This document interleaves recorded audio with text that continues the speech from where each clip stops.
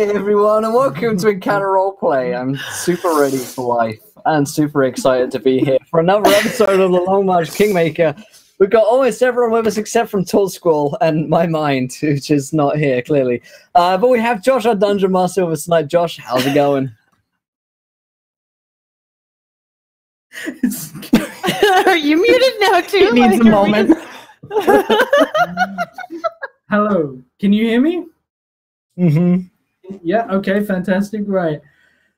Whew, I needed that. It's just, yeah, so, my name is Josh, and I'm here today to DM Long March Kingmaker. I'm super excited. Last week we had a bit of a whammy of a cliffhanger, so, yeah, interested to see what the party is going to make of that. Also, this episode will herald the arrival of an entire fucking invading army coming from Brecondale. It is foretold. It has been foretold.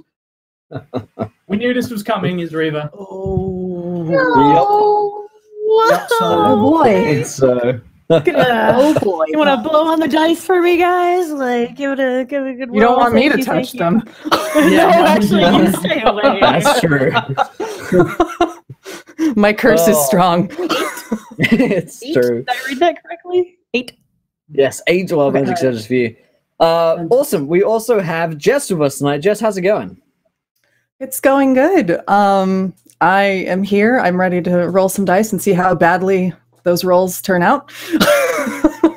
Yeah, we'll see. I hold out hope I will survive, maybe. Absolutely. And last but not least, we have Laura Lania with us tonight. Tia, how's it going? It's going good. I am excited and scared now to play Sarah, a little girl from Brecondale who has been touched by Saint Cuthbert in a holy good way. Lewd.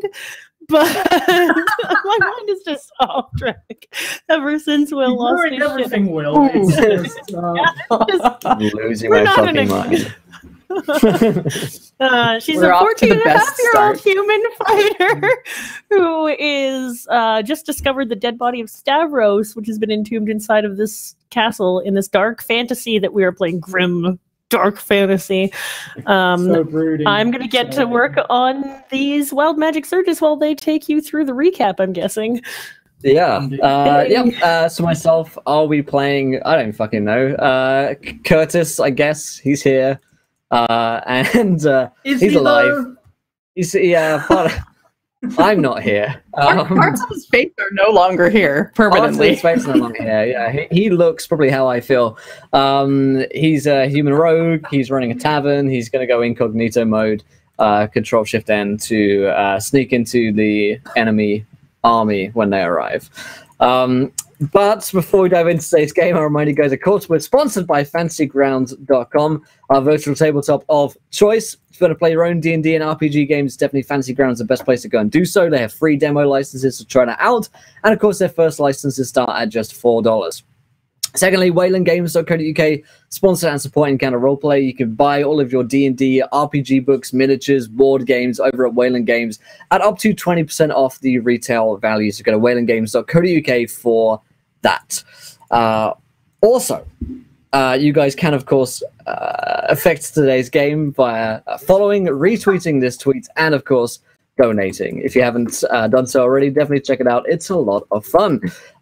Gift flyers now on, Snap 20s, Wild Magic Surges, and worse. But I will hand over to Josh to remind us what happened last week on the show. I really hope that Will has a Google document with all of that written down on that I can access one day. I'm just going to change bits and see if he actually says it out loud. Just edit the teleprompter and see what it'll say. But in the meantime, recap of last week. We had an interesting This last week one is fucking insane. I'm sorry. I'm really sorry, everybody. I'm so sorry. So, last week we found the party was preparing essentially for the arrival of an invading army, which they realize they are all human. It's an all-human party, so they can essentially sort out they can infiltrate, be here when the invading army arrive, who are incredibly pro-human, quite racist, coming from the kingdom of Breckendale to envelop the smaller kingdom of Rivercroft, which is their neighbor, which is currently completely leaderless, as their spy master, who was running things in the absence of the prince, who has gone missing, Stavros, has also vanished.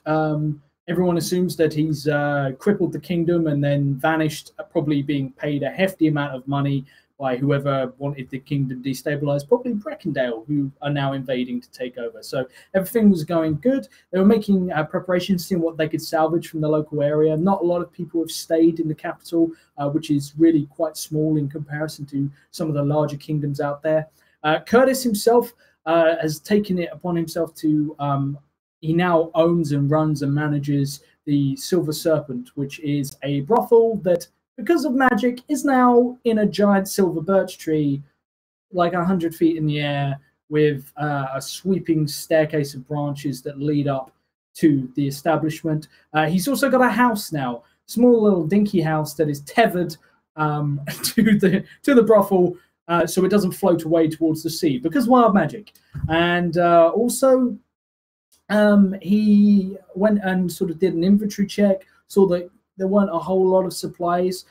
Lucie went on a spiritual quest, is now able to wild shape as she's completed her spiritual quest and been welcomed into the Stag clan of druids, and now has her ceremonial piece of deer hide, which marks her as one of her clan, and found a few bits and pieces along the way that will be useful for Curtis's establishment. Calvin has decided, fuck this party, fuck Lucie in particular, for the amount of wild magic shit that just happens around her all the time, and has gone to take over another brothel, which is also in a tree, because wild magic. It's wild magic. So that's going on over sort of down the road. Is Calvin is making his own establishment and getting some time away from the party to chill and relax. Sarah, however, had a little bit more of a revelation, as after rooting around some houses and trying to explore, she finally decided to head up to the castle after Curtis had returned, scouting the area out to see what he found in Stavros's chambers. And Sarah found that there was a body buried in the wall, and by buried I mean encased entirely in brick.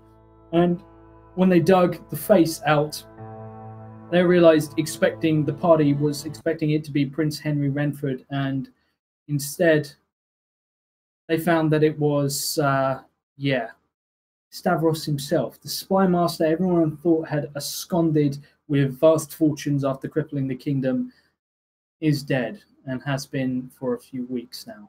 And that is where we found ourselves at the end of last episode.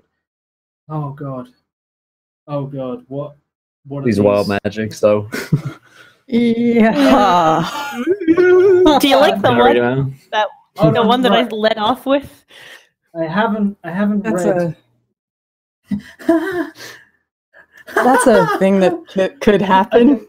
Do you want to? So why don't y'all roll a D100 just so we can get this over with? Yeah, sure. Everyone within 50 yards has a 2% chance to explode. Caster's spellbook, which I don't have, is indestructible but appears to be decaying. If Caster is now bleeding, he can't be healed before midnight. I'm not currently bleeding as far as I know. Okay. Any blade hitting target for maximum damage turns clear as glass. That's pretty cool, actually. Once per week, Caster can appear to be half her age for 2 hours. I can appear to be 7. That is psychotic. That is weird but very adorable. I think that should tally up with your tantrum. Yeah, actually, I think so too. Anyone cutting target with a blade feels momentarily dizzy. I don't know if that's forever, but if it is, that's awesome. Okay. Any water elemental touching or being touched by target splits in 2.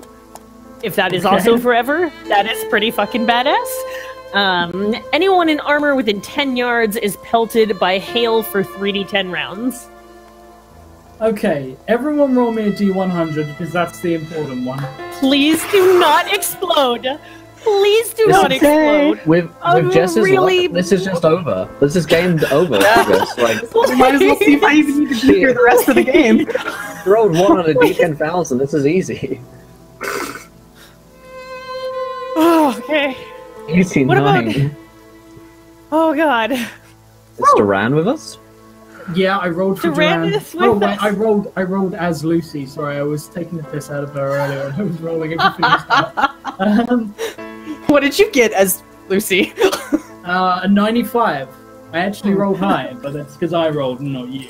Yeah, yep. Sarah, I'm gonna need a roll from you as well. No, it says everyone around me. It doesn't say me. Okay. I'm gonna argue for this. I'm sorry. I'm everyone around the target, not me. Okay, Calvin is fine. I'm gonna insist. I'm gonna need a roll from you. Oh, I've already had my arm blown off. You're a monster. I'm fine. You're okay. We'll Okay. roll again. We're We'll all roll safe. again each morning. I don't think I've ever been so terrified for insta-death in my life, actually. That's pretty daunting. At this point, So- honestly, like, it's fine. Like, take me. Standing there, blood would suddenly spray across him. He'd be like, Yeah. "This is fine." Like Titanic towards the explosion, yeah. So we have all of this going on, and you guys are standing in front of a hole in the wall. The only part that's been excavated is the face. His top jaw has been destroyed because they were using essentially a pick to get through, or like a hammer and chisel to like punch through the wall. So his top jaw is just like his front teeth have been smashed in. His nose is That was done post-mortem? You would imagine so, yeah. Right. You can see like blood on the chisel, which has been used by Stavros.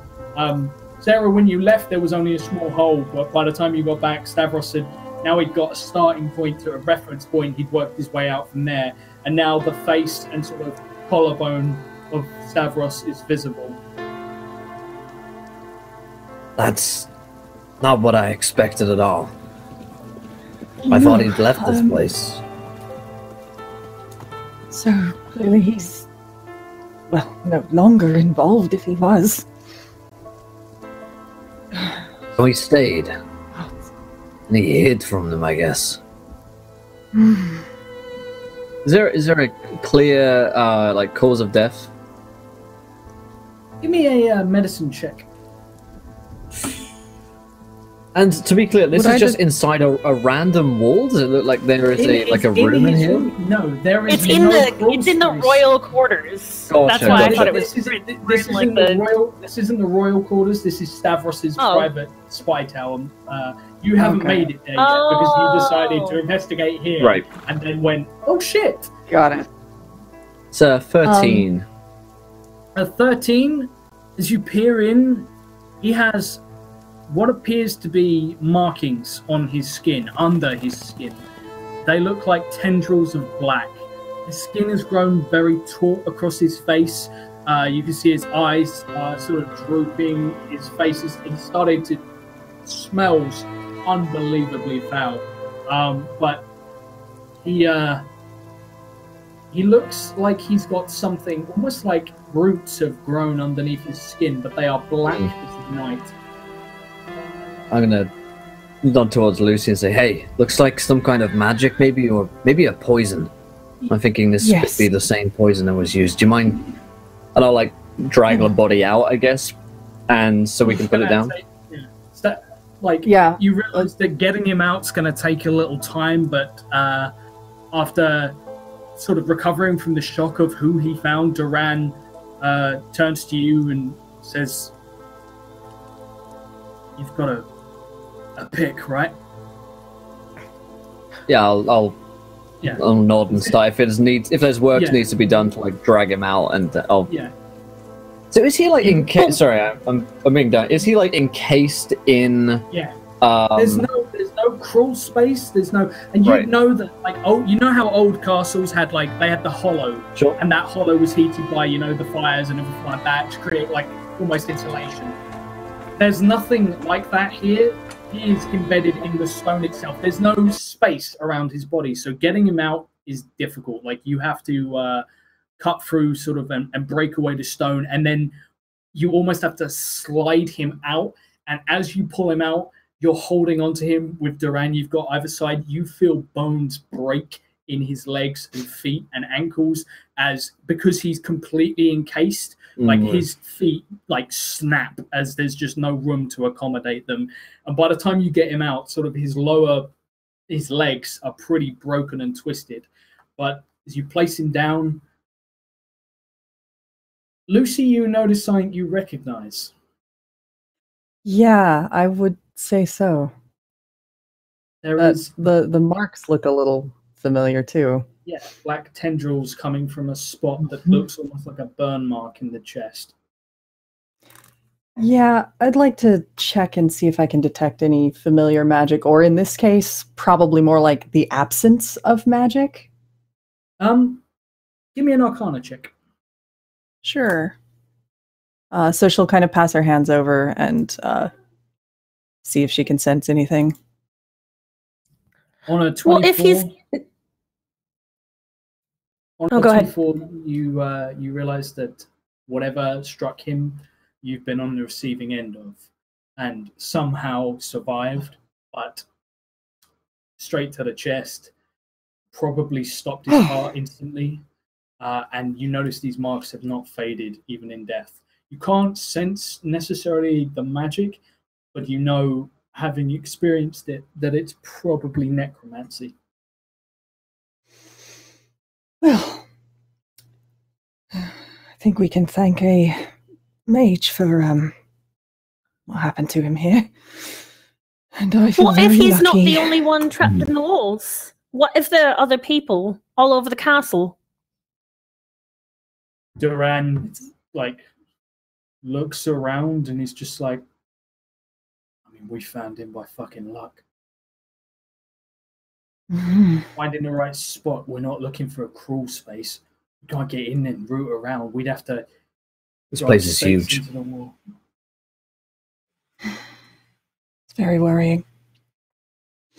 So you say magic did this? Yes, it's the same thing that struck me. It has to be. It feels exactly the same. Huh. It's necromancy. Okay. So someone was here that did this to him and then they left. Yes. And then they put him in the stone, presumably. Because how else would he have gotten in there? That's the only way I could think of.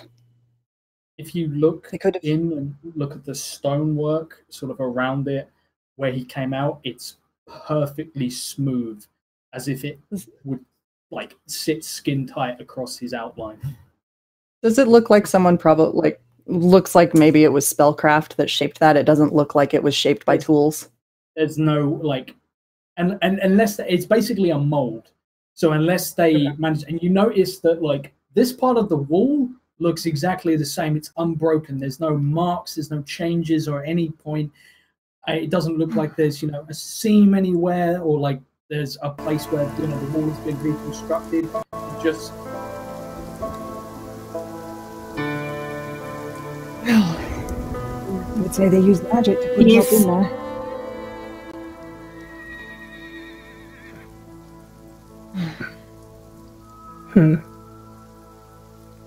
So, we're dealing with at least one wizard, I would imagine. Or It's the same. Why would a Maybe wizard from want to put custom. somebody inside of a wall, though? Especially if Maybe they're... so. Maybe so that we wouldn't find them. No one would But find if you them. can raise the dead and make it walk behind you... Well, Good. not all. yes. Maybe the they needed the environment, body for something necromancy. else. Could be. But why? Could be. Duran covers his mouth like from the smell. Just sort of like wipes his face. In any case, Perhaps to be safe, we should burn this. If there's That magic might still not be a bad idea. on him, I don't think we want him to get up and start ambling about again. So, Well, I'll help it's burn the body. But before, I just want to search him to see if he what he had on him as he died. Did he have a weapon on him? Did he have it was this person, and then the note trails off. They're coming. And then dies. You search him for the note of accusation. Exactly. It isn't present. You do find that he has a knife, which is still in its sheath, and that he has. If you spend time excavating sort of around him, you'll find that he had his wand in his hand.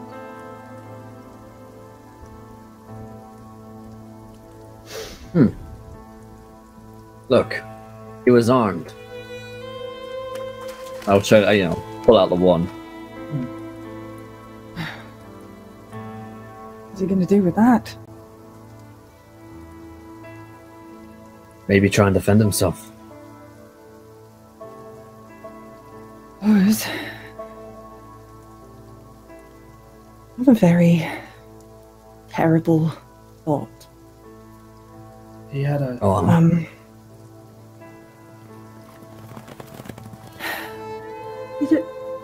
feel like I told you this before, Curtis, but I had a curse or two on me before in the past. Falling out, that sort of thing. Go on. I've not seen him for years, but I do have a brother that used to train with me at the academy. He left. We had a difference of opinion. I don't want you to raise bodies, difference of opinion, or Yes. right. Mm-hmm. He was ambitious in all the wrong ways after the war. I'm a little worried. And Very you know where worried. he is now? No idea. I haven't seen him for, God, years. Since he nearly killed me. Oh, that sounds like a story there. Did he do something like this? Not at the time, no. But he's strong. Usually better at magic than me. A bit too. But, let's just say I wouldn't rule out this sort of thing as being a Okay. thing he would do. Okay, well, that's a possibility, I guess. Do you have a way to get in touch with him? No, but considering that business with the mages rebelling, and now Breckendale marching, He would Really recognize start to you, wonder. for sure. yes. I don't like the way these pieces are falling together. I really hope I'm just imagining things. Well, with all You the might weird just be a stuff bit going on right paranoid. now. Could be. Yeah. Sarah, dear, I hope you're right. I really do. Let's not rule it out, shall we? What would a Okay. necromancer want with the prince anyways? Or Stavros or anyone? What? I thought they were just bedtime stories. I didn't think necromancers were real. What would anyone who craves power and control want with a kingdom? I think you'd have to be pretty stupid to be a necromancer. I don't disagree with you. Oh, all on there.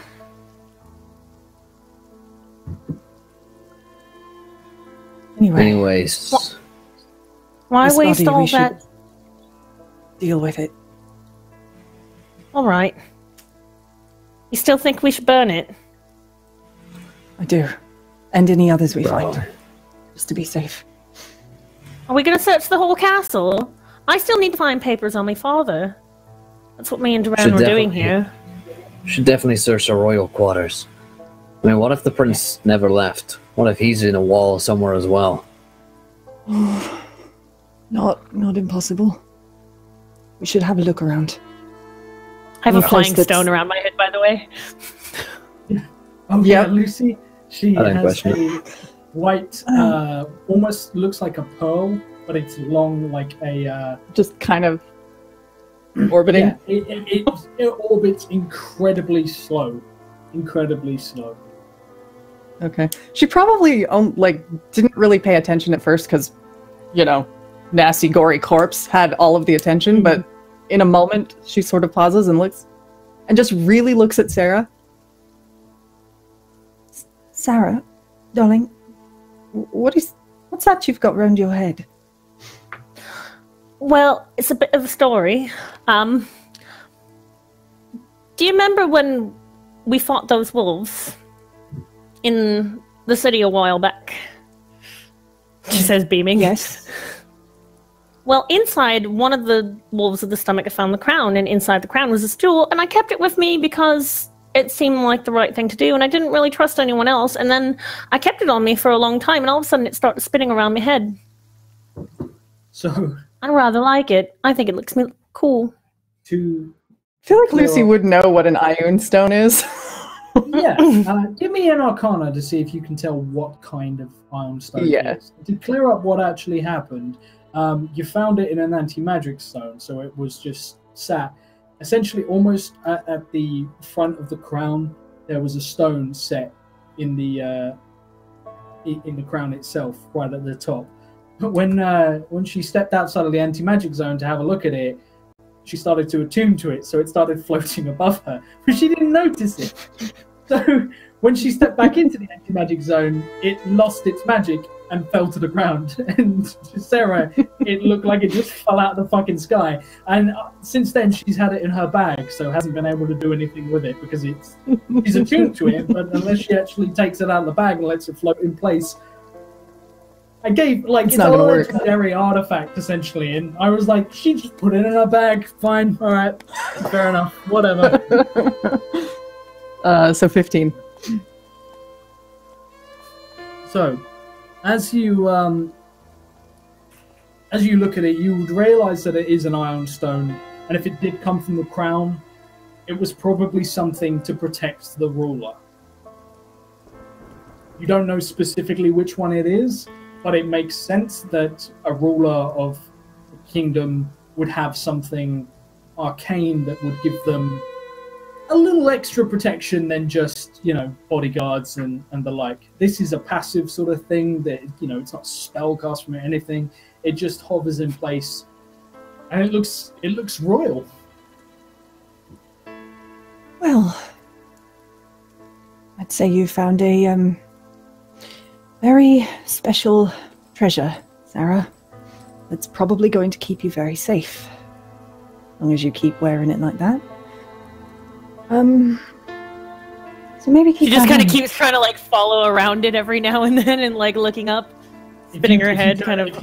If you turn your head, it adjusts its position, so it's always slightly off. To you. Oh, she is fascinated with that. She's turning circles. She's a kid. I mean, come on. It's magic. Yeah, it will orbit your head once every 24 hours in completion. Because every 24 hours, for exactly a day, every hour, you regain 15 hit points. It's, that's an Ioun stone. It's very... Well, it's magic. An iron that's stone? That's as much an explanation as you need. Ioun stone. Ioun stone? Close enough. Duran is leaning forward to correct you because it quite clearly isn't made of iron, and then it's like maybe not. In any case, I suppose if you found that with crown, then must have been something designed to protect the prince, the ruler. Well, why don't we head off and go and check the royal quarters now? Duran, you probably know where they are, right? Duran nods. She says, kind of hopping from one foot to the other. Yeah. Like a kid that's had too much sugar.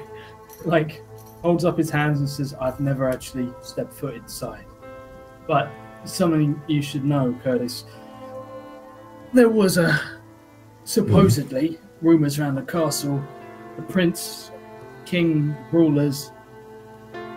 There was an antechamber from their room, a place of refuge. I don't know where it is. It was hidden, but it's supposedly in their quarters.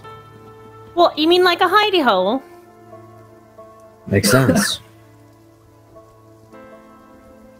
Seems like a We fair should look place for to it. look. Why would you need a Let's go. hidey hole inside a castle? These bad people come knocking. Sometimes. Yes. Happens more often than you think. Why does the world have so many bad people in it? Very Good good. Why question. can't we all just be good?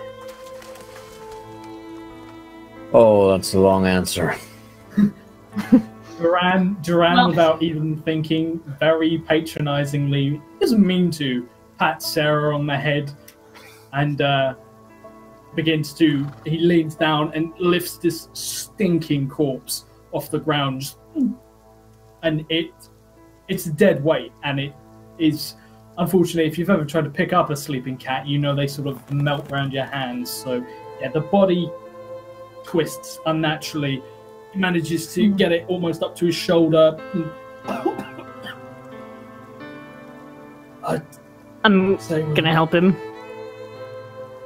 Oh, Sarah, What? just get that plate. That's somewhere we can burn it safely. Never dealt with Curtis? bodies before. Try not to. Lots of people died. Lots of people died in the famine. We used to have to use hooks to get them. They're so heavy. Sometimes they fall apart right on the hook. That's when it's really gross. Because then you're just dragging around a half chunk of man. Okay, that's Oh, What? yes. As Duran's walking with Sarah, Duran's like, that's why you put the hook through the collarbone. Oh, Holds him, like he's like giving her tips on, because Duran has done this a lot. Like, unfortunately, you can also hang a guy Such from it. good lessons. The life lessons you need right here. hashtag best uncle. you can hang someone from a hook. All right, we're gonna hang people from hooks. No, there's no need Dur- for us to do that now. Why would Duran, we do that? Duran stops for a moment, looks at Curtis and says, last time we were here, there were a few people looking around in the castle. Hmm. We're going to have to get this outside to burn it. Probably best they don't see. Would you be able to cover for us? I'll go and strike up conversation. One of my strong suits. I love talking to people. I noticed. Completely deadpan. Fucked up face. Teeth starting to fall out. Tongue going a weird colour. I'm a real people person. Oh, goodness. I look like Sid the Sloth after he's been beaten around the face a few times. That's a picture. I will like slink downstairs to find these. There's like 5 of them, and there's a woman. She pointed a crossbow at me that had no bolt in it, so I feel like Yeah, I've got the measure of these people. Yeah.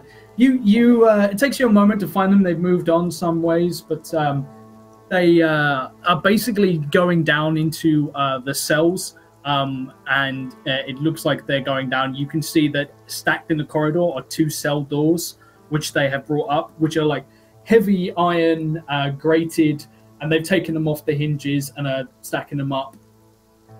Okay. And you see the guy looks over at you as you approach, and he actually has a sword. The rest of them don't look to be particularly well armed, but he has a sword, and he sees you coming, and he just drags it round so it's between you and him, touching the floor, and we don't want any trouble. Can I hold my hands up? Not here to bring any. What you guys got there? He looks at the rates and salvage. Figured place is about to get a little unsafe. They can hold a prisoner. They can probably keep people out. You guys are looking to defend the castle. The castle? No. That's why we're taking them out. We're going home. We've got open windows and let in breeze. Anyone could steal in the night. We're going to bar the windows and doors, and when this army arrives, hold on to what is ours. We just want to be left alone. Everyone else is left. Won't they just kill you? Not everyone. Most of the other races, but this is our land. I figure... He's human? Yeah, you know, you haven't seen, like, pretty much any of the other races, but there are a few humans who have sort of stuck around. This is their home. And they're not, you know, they're not armed, they're not looking to necessarily resist, but they don't want their homes to be sacked by the oncoming army. They very much probably don't give a shit who sits in the castle. Things will probably be pretty much exactly the same. We just want to live our lives. I look at does he look like generally healthy, I guess? Not fantastically, but he looks commoner healthy, so he's probably got a few diseases, and you know, he's missing quite a few teeth. His hair's thinning. He looks a little... Looking at how he's holding the sword, you notice he hasn't raised it. He looks quite thin and malnourished, given the famine. Like, he's not particularly threatening. Yeah, say, well, you look fit enough to fight, so what's going to stop them from drafting you into their army? You do that if you're human. He glances over and checks, and you notice that he's the only one in the corridor. He seems to sort of be rallying them or leading them, but he steps forward and he gets close to you and in a terse whisper says, "What am I supposed to do? We have a home here. You think if we run off to some refugee camp in Iheart, we're going to have anything? I built most of what's still standing of our home. I've got a family." I understand. But staying may be worse than moving on. Those of you fit to fight, they'll draft up and you'll be gone from your family. Those of you not good enough, I don't know what they do. My family will still have a roof over their heads. That choice is yours. He sort of looks you up and down. What of you? I'll be alright. I've got a few people to look after myself, so I understand. Sometimes you gotta do what you've gotta do. Best of luck to you, friend. And catch your name. Levius. Best of luck to you, Levius, and your family. Anything I can get you. He looks and...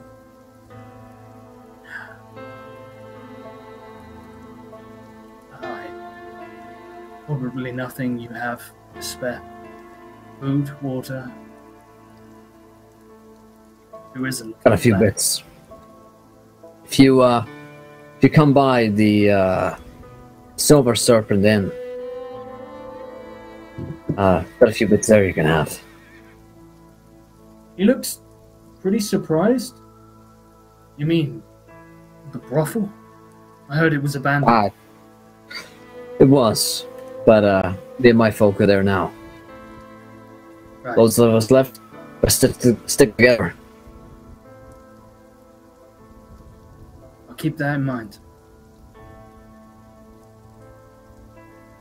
I'll nod to him, and I hope that this has been enough time for the others to bring back the body and join to meet them. Outside, Duran and Sarah carrying the body. Lucie, are you going with them to help burn? Yep. Yeah, she'll go and procure a torch and do the firepower thing. Duran puts the body down and he goes over to a cart that's had one of the wheels snapped off of it, and is pretty badly, like the weather is just not being kind. You see the wood is starting to rot. But he lifts it onto its side and drags it over, and then just puts it over the body so it's not immediately clear that there is a body here. And he goes around and grabs a few bits and pieces, rags and stuff, a lot of banners that were hung sort of inside the halls that are still dry, and tears a few of them down.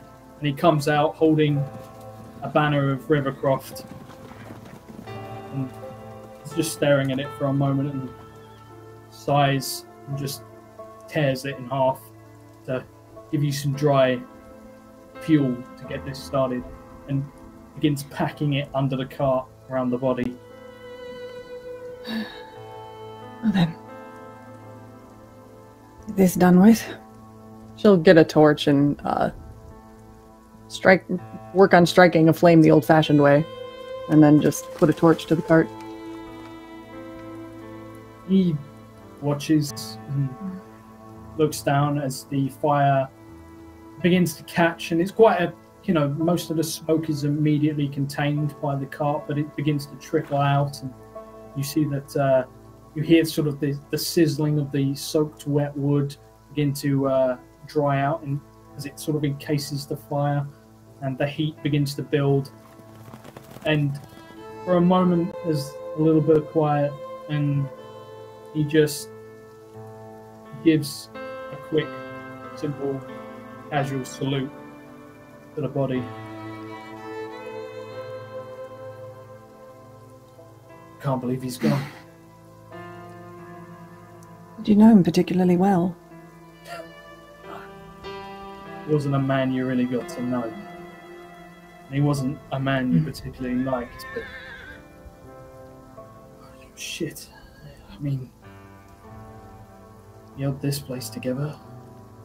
For a while, at least.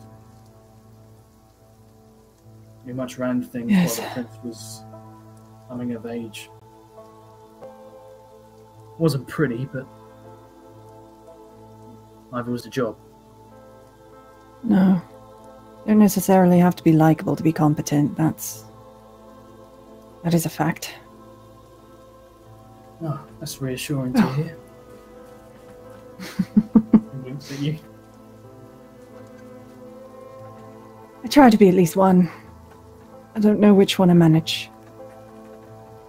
You seem competent and you're getting likable. You've got that. Lucie. It was almost affectionate. He smiles despite the somber mood. I'm off. Are you two going to kiss? Duran like wheels on you like, the fuck? No! I walk back in on that line. Duran is gone like beet red, like wasn't prepared for that at all. He's like, I wasn't. What? That is not every time you pay someone a compliment is it flirting. We were kissing? What did I miss? No, I think- nothing. Well, Someone she got a just crush, makes Sarah. funny faces at Lucy behind her back. We've got the rest of the castle to search. We should probably get to it. I Do think. we finally get to go to the king's quarters? To the royal chambers? We can split up if you like. Me and Sarah will take one half, and you and Duran take the No, other. no, Should have no. winked at Sarah. Sarah giggles. Oh, okay. Duran Okay. sort of like smirks and comes over to Curtis and says, "How about boys and girls? I could do with a hand." Okay. Turns to you two and says, "Point you out to the royal quarters.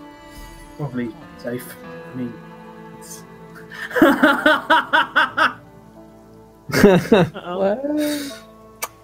Barry White.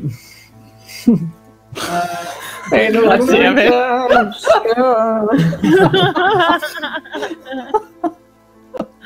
what was it? Barry White starts playing and And I think both of them get a wild magic surge. Oh my gosh. Okay. So let's sort of This check.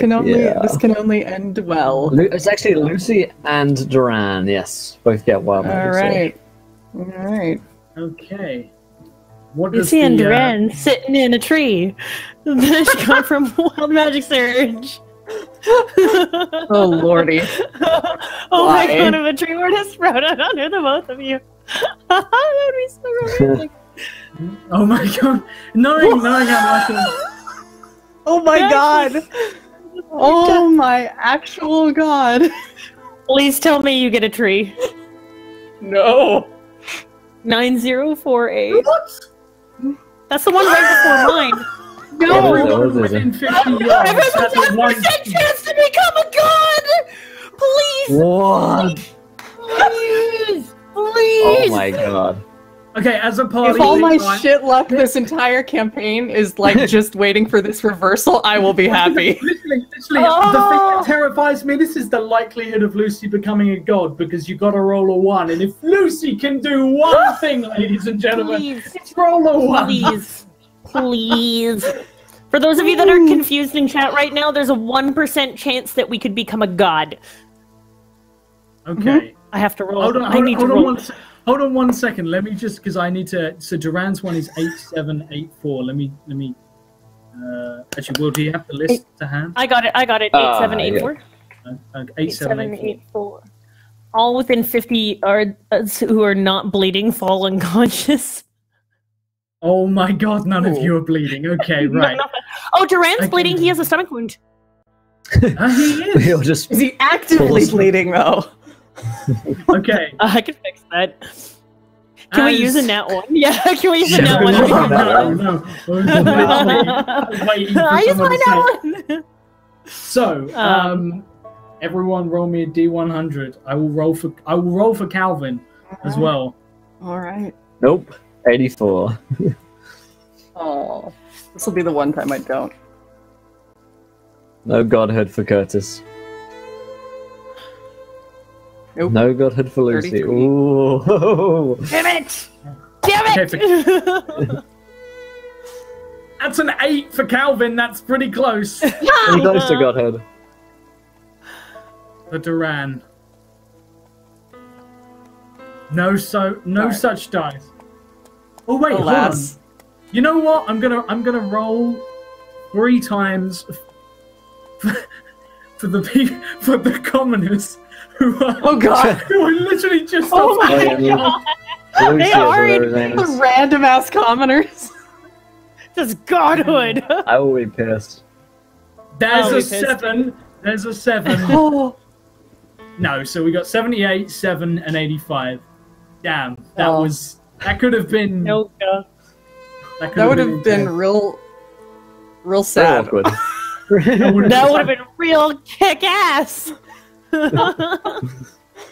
A child god. What is more Calvin terrifying? comes back and it's just like, so what did I miss? Well, Sarah's a god. Those now, wild so- magic surges around Lucy, yes, she's a god now. Okay. Okay. I take off with... Are we actually splitting guys and girls, or are we staying together and heading to the royal quarters? Oh, Duran How will big take- is it? Like, does it require us to split up, or No, it's like how vast is We this? should just stay together. Curtis, Duran comes over to you and says, as we're back and the castle's empty, what are we going to say? But given everything that's going on, I've got some tools down in my quarters. Okay. By tools, I mean tools of my trade, if you catch my drift. Uh-huh. Give me a hand with them. I'd rather not Sure. have Sarah with me when I go back down. Yeah, I'll kind of turn to the group and say, okay, me and Duran. So did Got I some hear all boy that stuff considering there. I'm standing right beside you? No, I said he Oh, okay. Brought to me. Okay. Side. Yeah. I say, me and Duran have got some boy stuff to do. Boring. You guys handle stuff around the castle for a little bit. Yeah, Yes, of just- course. You can head through the main entranceway and if you go through the hall up to the end of where the feasting table was, there's 3 chairs that sit on a plinth. Big table. I don't know if anything's still there, but it's pretty easy to see. Take a right. There's a set of stairs that lead up. Go straight to the royal quarters. All right. Okay. Sarah, let's go to the royal quarters. Maybe they'll have a dress in there. We can dress you up all pretty for Duran. She says, running off. Children. Duran looks at Lucie and says, I think you look quite fetching in robes. And then he walks off. Oh, damn, girl. Lucy's just standing there for a long moment trying to process that statement, and then goes up the stairs after Sarah. Not exactly the time for flirting, honestly. Ugh. What, you think that there is a time that the heart wants what the heart wants? Sarah says, kind of peering around, almost like comically around a corner. Yes, and actually the only thing my heart wants is a warm cup of tea and a nice quiet evening with a book. Well, I mean, we've got the whole castle. It's not like we really need to rush off. Maybe Duran's we could like- have a tea party. Duran looks Do you at think- Curtis as she's like, I want a book and a cup of tea, and Duran's just like, I nod. I nod and I say there's a library not far from here. There's a bunch of books. We'll find something geeky. She'll love it. Duran is now like, do I want to? Am I going through with this? I don't know. I might actually be going through with this. Okay, right. Curtis is like, Let's just go. women love books. I've been married for like Wow. 10 years. They love them. I'm gonna start shoving all over the place. I know that I get, the vapors and books. Woo! The papers. The hot papers are just all these books. Ooh, this is vellum. Oh god. Nothing, Oh. yeah, nothing rocks my socks like 4 inches of Shakespeare. Hardcovers, soft covers, I love them all. I'll upgrade you from softcover to hardcover, love. Duran walks away. Dear god. I don't know what that discussion was. Or of a novella.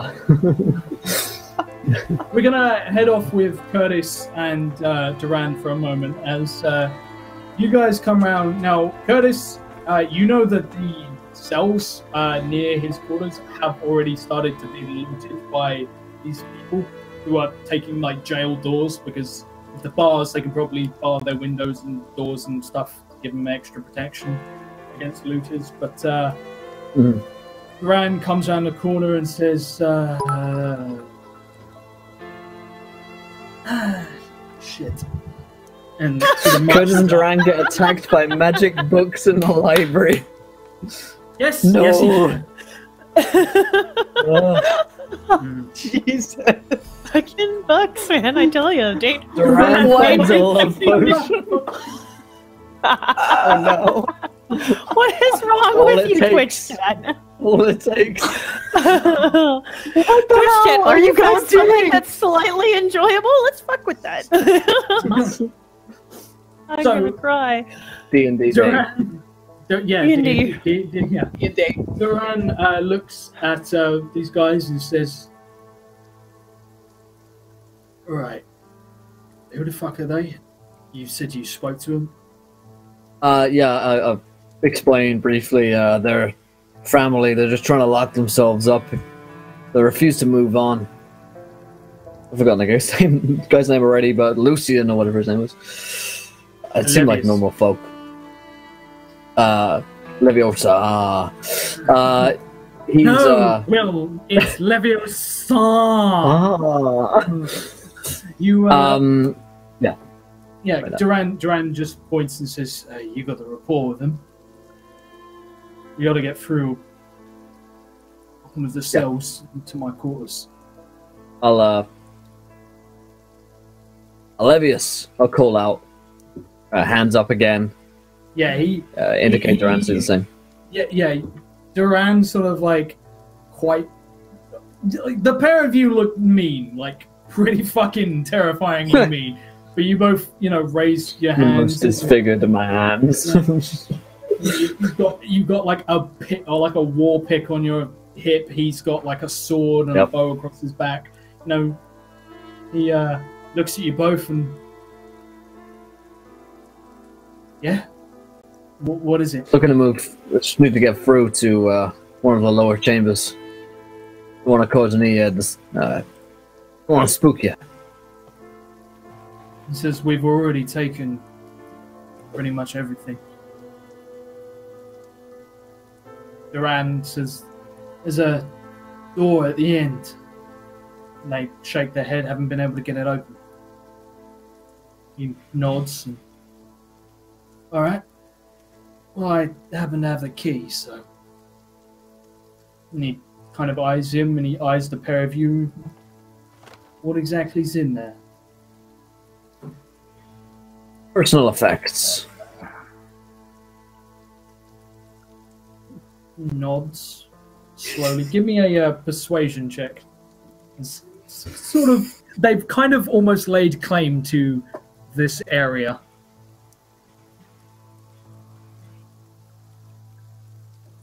On 9, he says,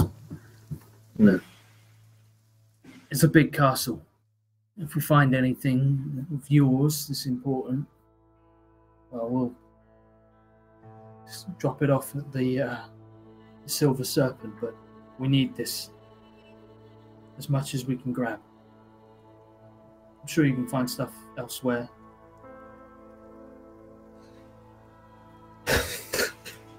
I like sigh, like, why is this guy making me do this?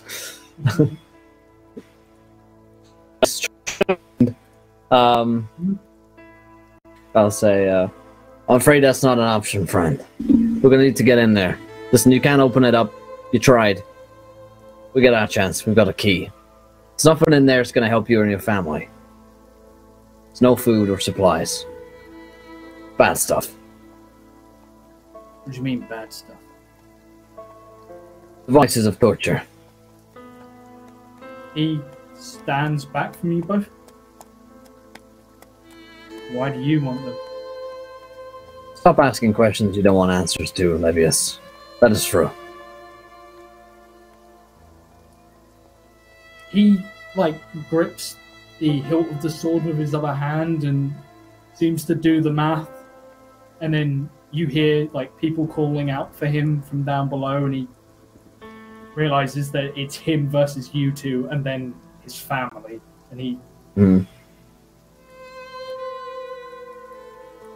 very wearily just takes his hand off the sword and drags it back as he steps aside. Thank you. And I'd slip past him, Duran. Duran leads you down ranks of cells. It's a much larger room, but it's been split into smaller cells with just bars that separate everything. All of the doors have been taken off, and they look like they're trying to break the bars on the cell, probably for reinforcing bits of the house or making stuff with. It's raw material essentially, but everyone stops what they're doing and turns to look at you as you pass. Duran gets to the end, unlocks it, and gestures for you to go in, and you lock the door behind him as he enters. I do so. It's a small room. There's a crucifix, essentially, against one wall. There's a rack, a table that has dried blood that is soaked into it a lot, it's dark, almost black. And there are tools hanging along the wall that pretty vicious looking things, plenty of cranks, fires, and several sets of manacles. And he'll head over, grabs up all of the manacles and turns to you, holds them out.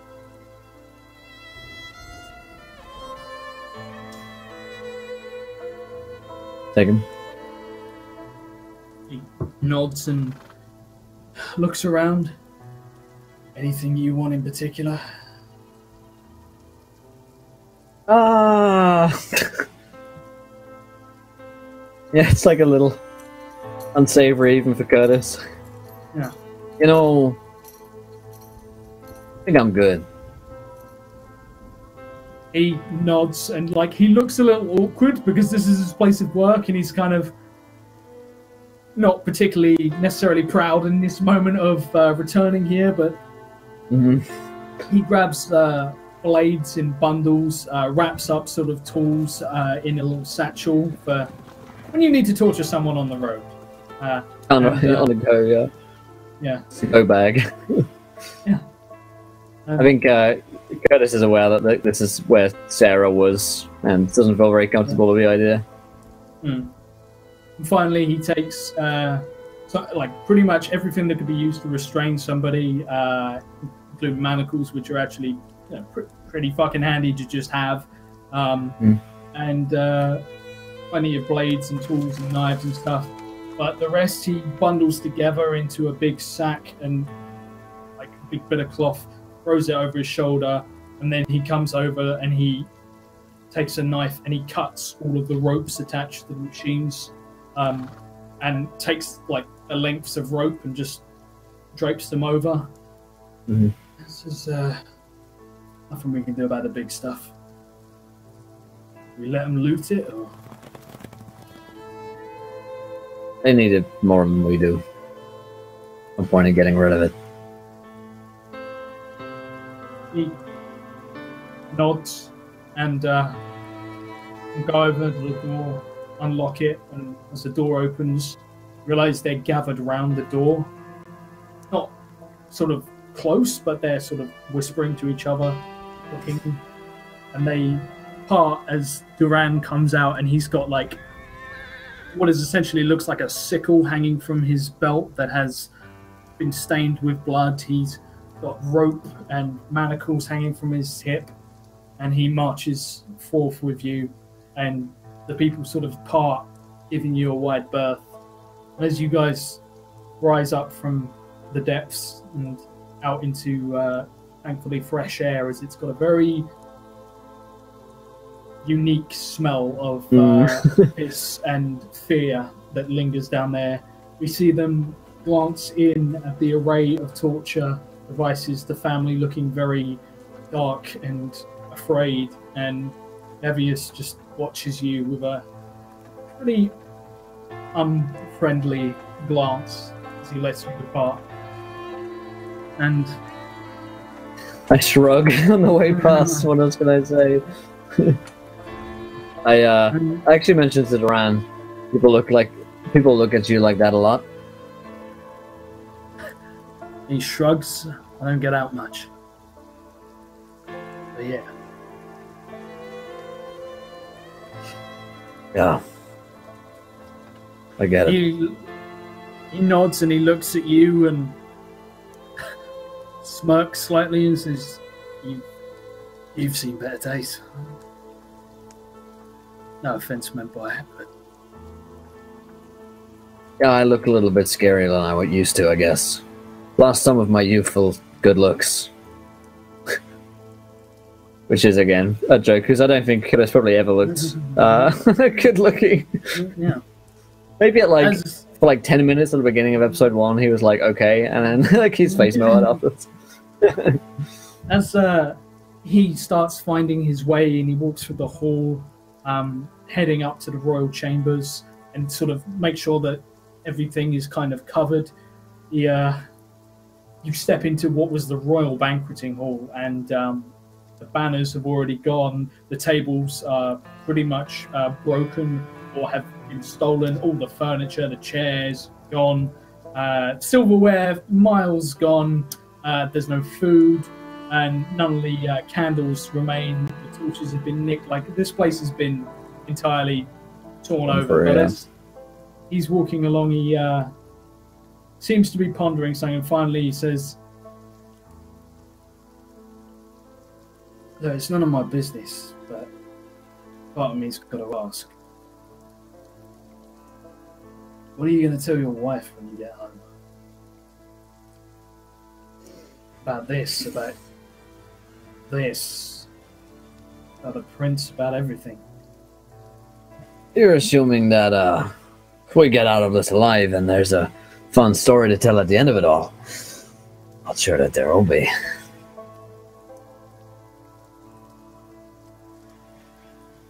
Oh, yeah, I've given that quite some thought. Yeah. It's not to linger on it, but between you and I haven't been back in 7 years. We've been married about 10. I haven't known her very long. I don't know if I'll be going home. Why? Doesn't feel like home. Is anywhere?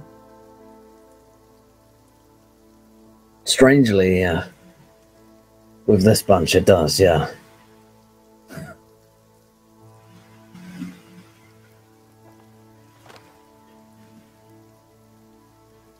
Well, let's see what we can do about some of us getting out of this.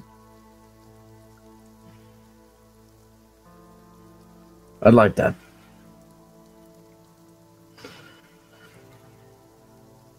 Now, So is we gotta get you a Lucie, book. Oh yeah, go ahead. No, he's like, so is Lucie Single. married? Looking at her, I haven't known her a while. I don't think she's married. She looks pretty single. She looks. She's got a cat.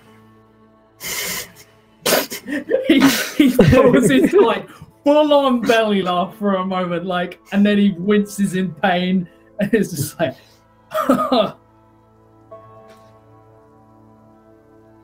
fuck. That's the point. How old is Lucie out of character? She's like 28. Duran's Ish. like mid-30s. Well going past to marrying late age. 30s. Yeah, Yep. yeah. Yeah. I don't think she's married. She doesn't wear a ring. Well, she certainly makes life exciting. I'll give her that.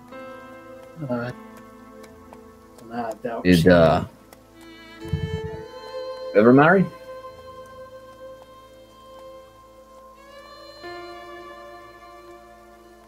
It was never really appropriate.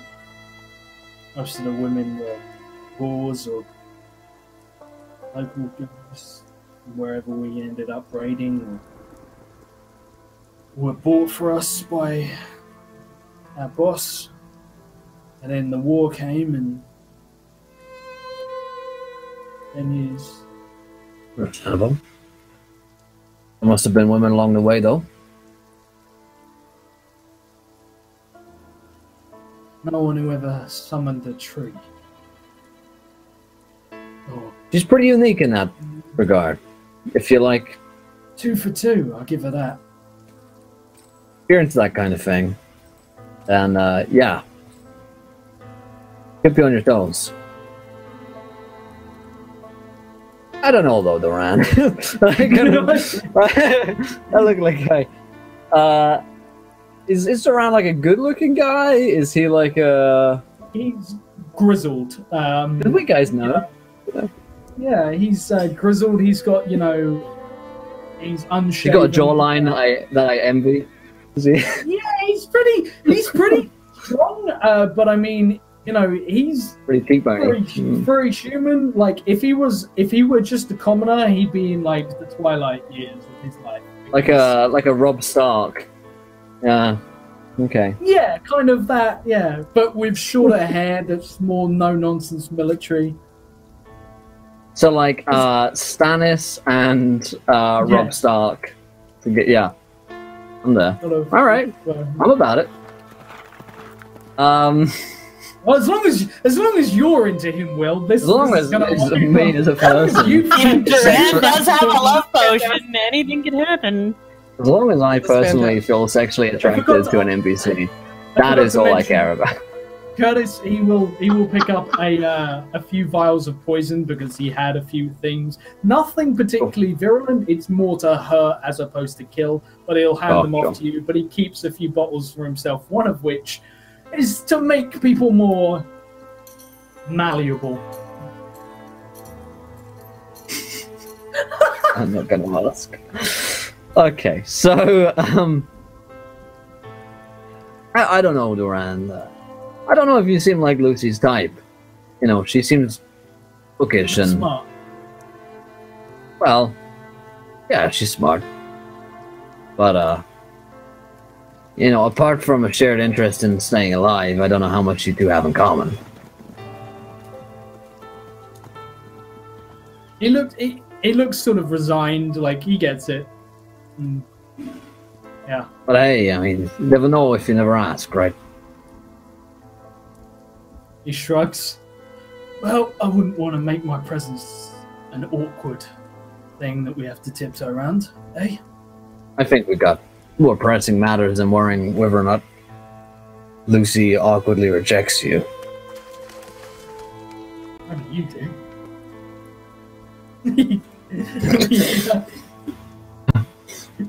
Let's hey, you know what? I haven't done something fun in a while. Let's set you two up. Go to the library and get a book. I don't know, something about magic or tea or something like that, and you can ask her out. Shrugs. What's the worst that can happen? Oh wait, it's Lucie. A tree grows up underneath. She probably turned me inside out or something. Like, fair enough. And I'm gonna go to the library to set up my boy, Wingman Curtis. As they take a detour, we're going to cut now to the royal quarters where Lucie and Sarah, you come to a very majestic door. It has a big stone arch frame around it and set into the right above the... It's got a special name, cornerstone, whatever that stone is that sits in the top of an arch. I don't know why I'm fixating on that, but it is the crest of Rivercroft, and it doesn't say, you know, royals or anything on the door, but it's welcome to the royal chamber. She looks up to Lucie. What if it's got magic on the doors? Well, we check for that first. She'll pass her hand All over right. it and She like check. stares at you, waiting for you to do magic. Just do the magic. So can I make an Arcana check? I guess see if there's anything magical and trap-like or security-oriented. On a 26, there is nothing on this door. However, you sense magic inside. Not powerful, more... The flavor, it doesn't sense like a trap, like a, you know, a glyph waiting to blow up, or, you know, an arcane eye spying on everything.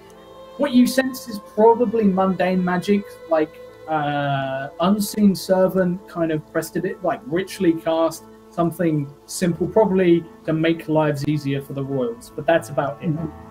Okay. Well, seems safe enough. Let's go in.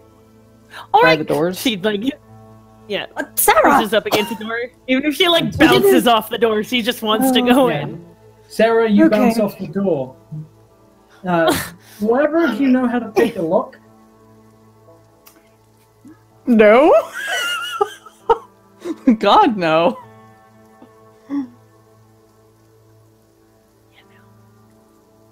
Okay. Well, I know all about breaking down doors. it's locked, I suppose. Well then, that's no surprise. Let's see.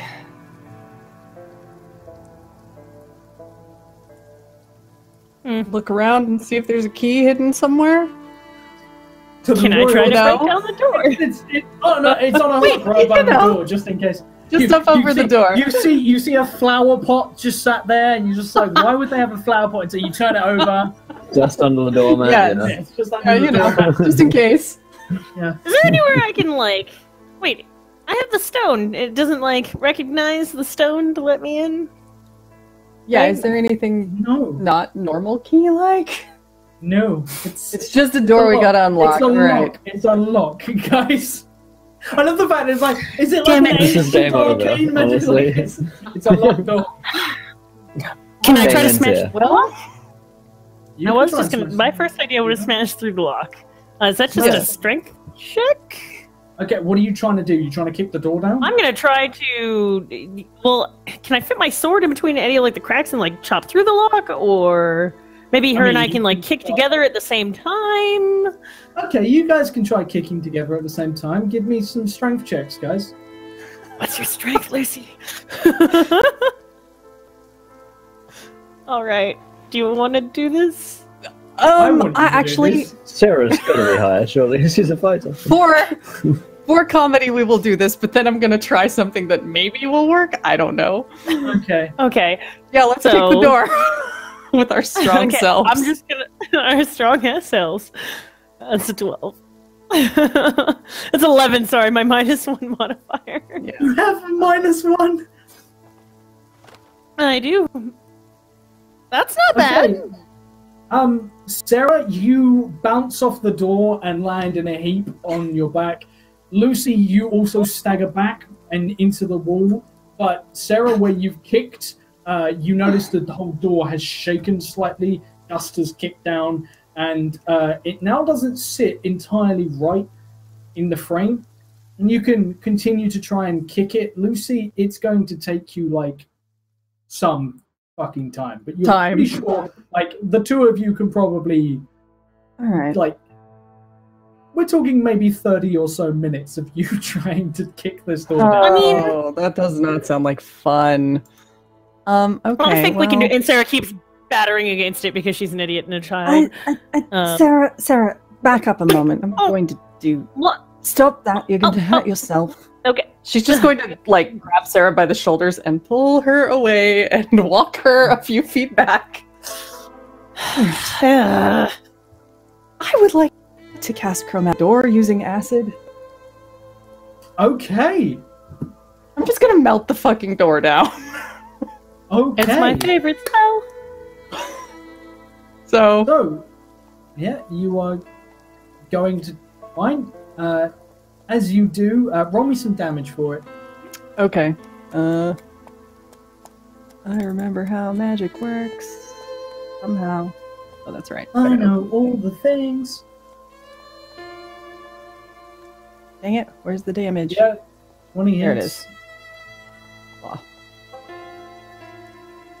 That's That's some not damage. bad. What does your chromatic orb look like as you sling it forth into the door? I think it sort of starts out in that diamond shape where it's just kind of iridescent, and then it sort of gradually swirls and sort of solidifies onto one color, which is just this sickly acid green. And then she lobs it at the door, and it kind of just splats against it, and you hear the like hissing of the acid as it eats away.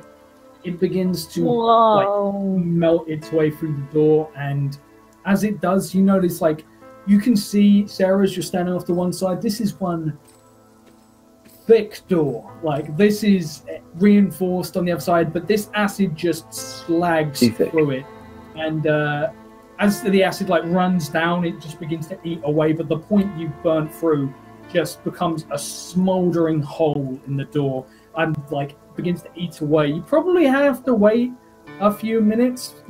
So like the outside isn't coated in acid anymore so much and is eating itself away. But after a little few moments, Lucy, you could probably squeeze through. Sarah, you could definitely squeeze through.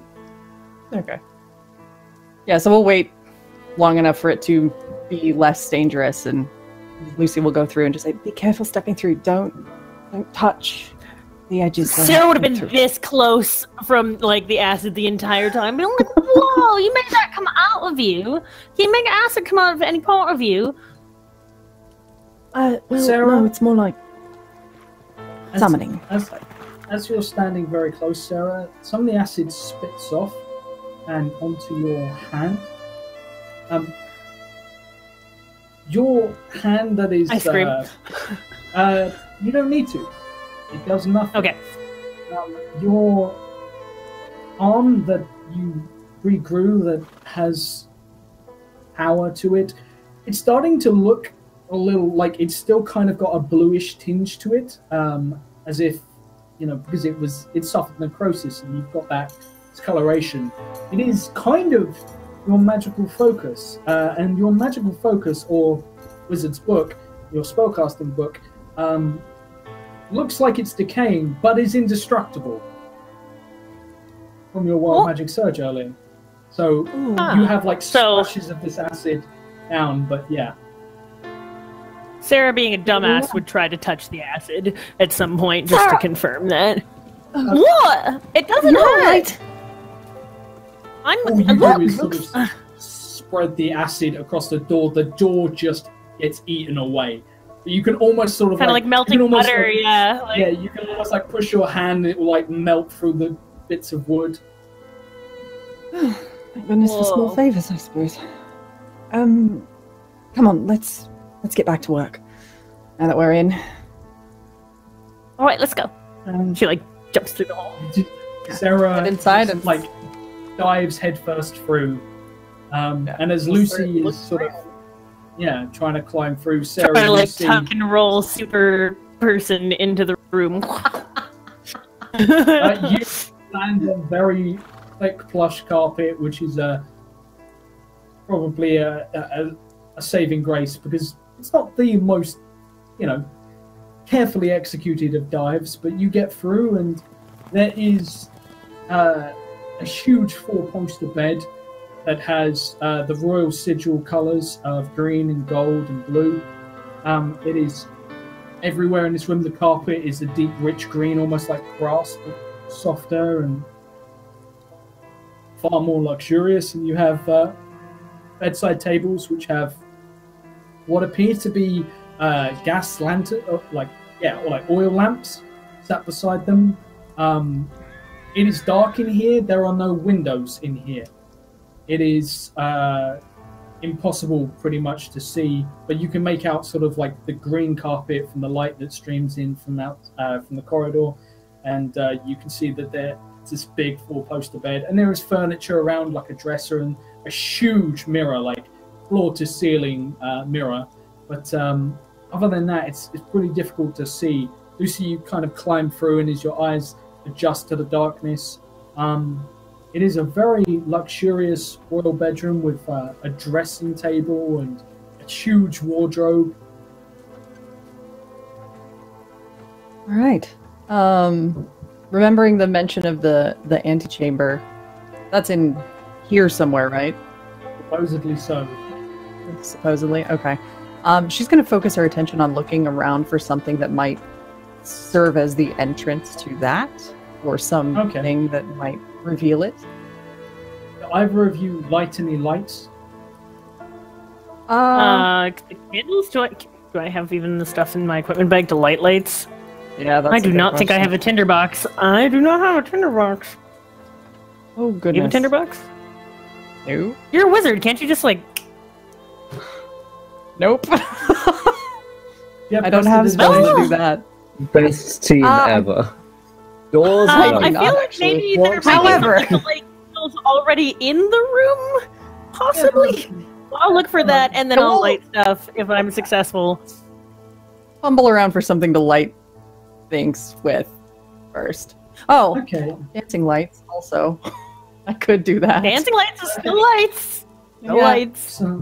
So Sarah suddenly light washes over the room as Lucie just washes her hand through the air, and with a wave, these beautiful motes of light appear.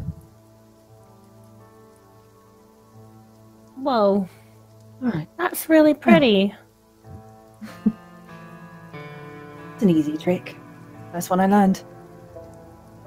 It's something that you should do for Duran when you guys go to the library together and fall in love.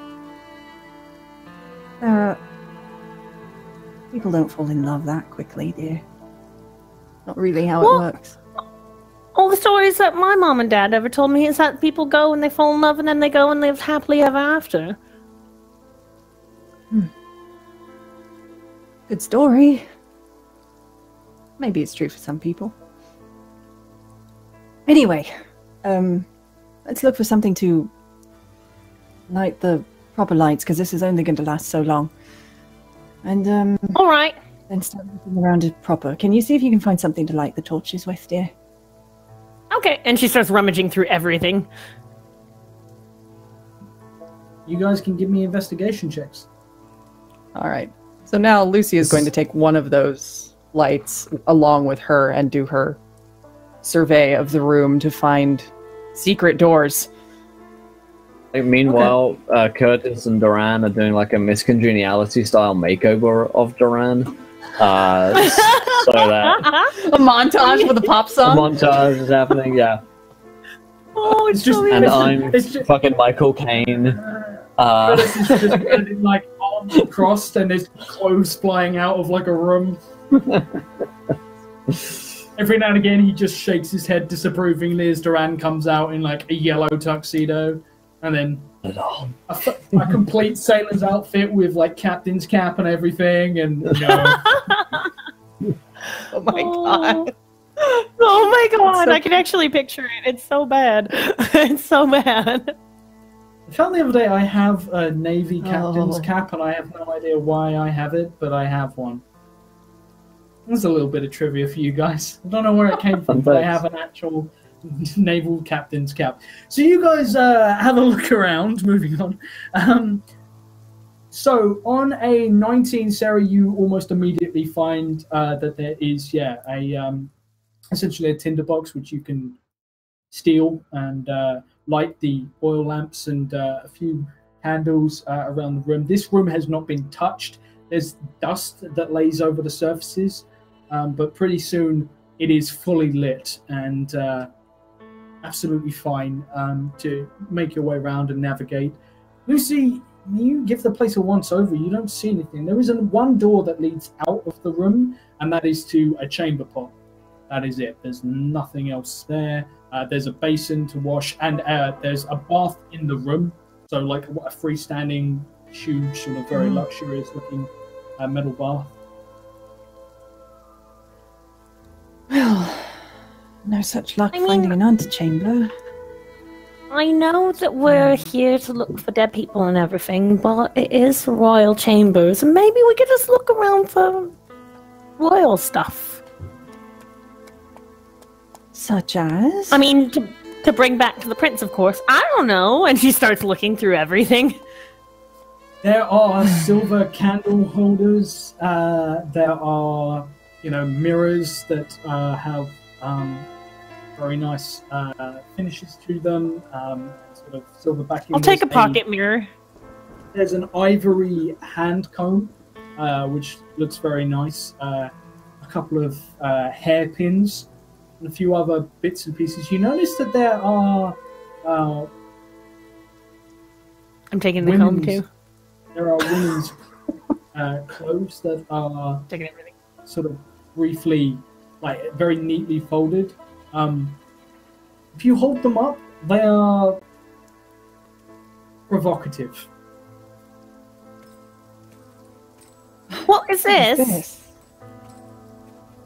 Not How something are you're ladies getting taking. this? I don't want it. That looks ridiculous. Yes, it does. I think it looked nice on you, though. No, it wouldn't. Maybe he had a friend.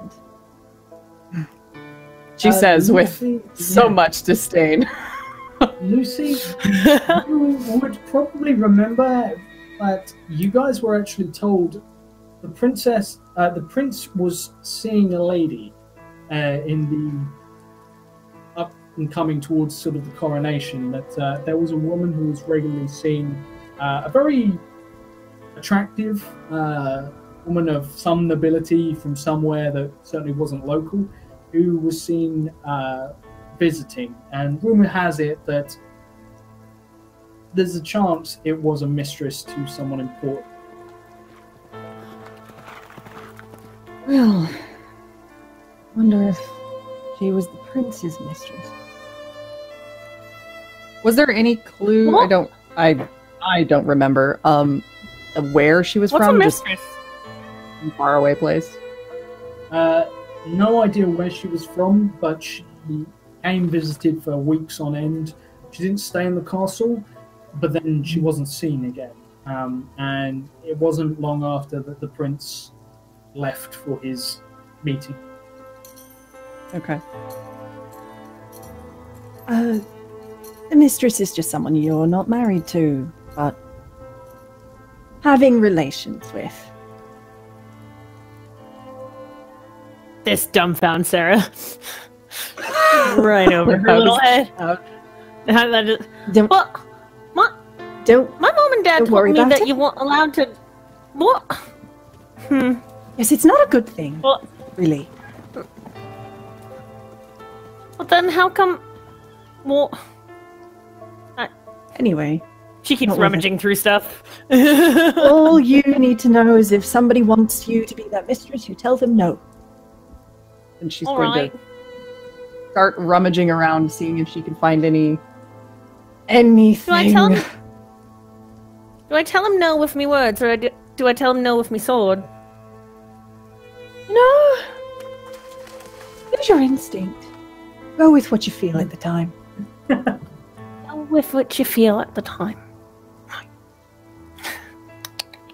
As you guys are rummaging around, you can both pick up, not in coins, but in things nicked from the jewelry box, silver candlesticks, mirrors, combs, little knickknacks from here and there. You can both roll me a D100. I particularly, one thing I'd like to take is if there's any papers that already have royal seals on them, kind of like shit that the crown would sign regularly for notes or whatever. Desk letters, I think they're called. Is it /drive? An 85? No, 58. Did we both roll 58? Yeah, you We both rolled the same. You split equally. Ooh. 58 gold's worth of stuff. Be it jewelries, hair combs, that sort of thing. Oh, A boy. hairpin. Yeah. There are also, clothes in here that are less provocative for women. Some very fine dresses, but these are, going Is any out. of the prince's clothes here? Yeah. Yes. Okay. I'm gonna take one of his outfits, as I also have a disguise kit and now his royal stone thing. Okay. It's cool. You take Sarah's it. just going to become the prince. It's fine. Yep. Yep.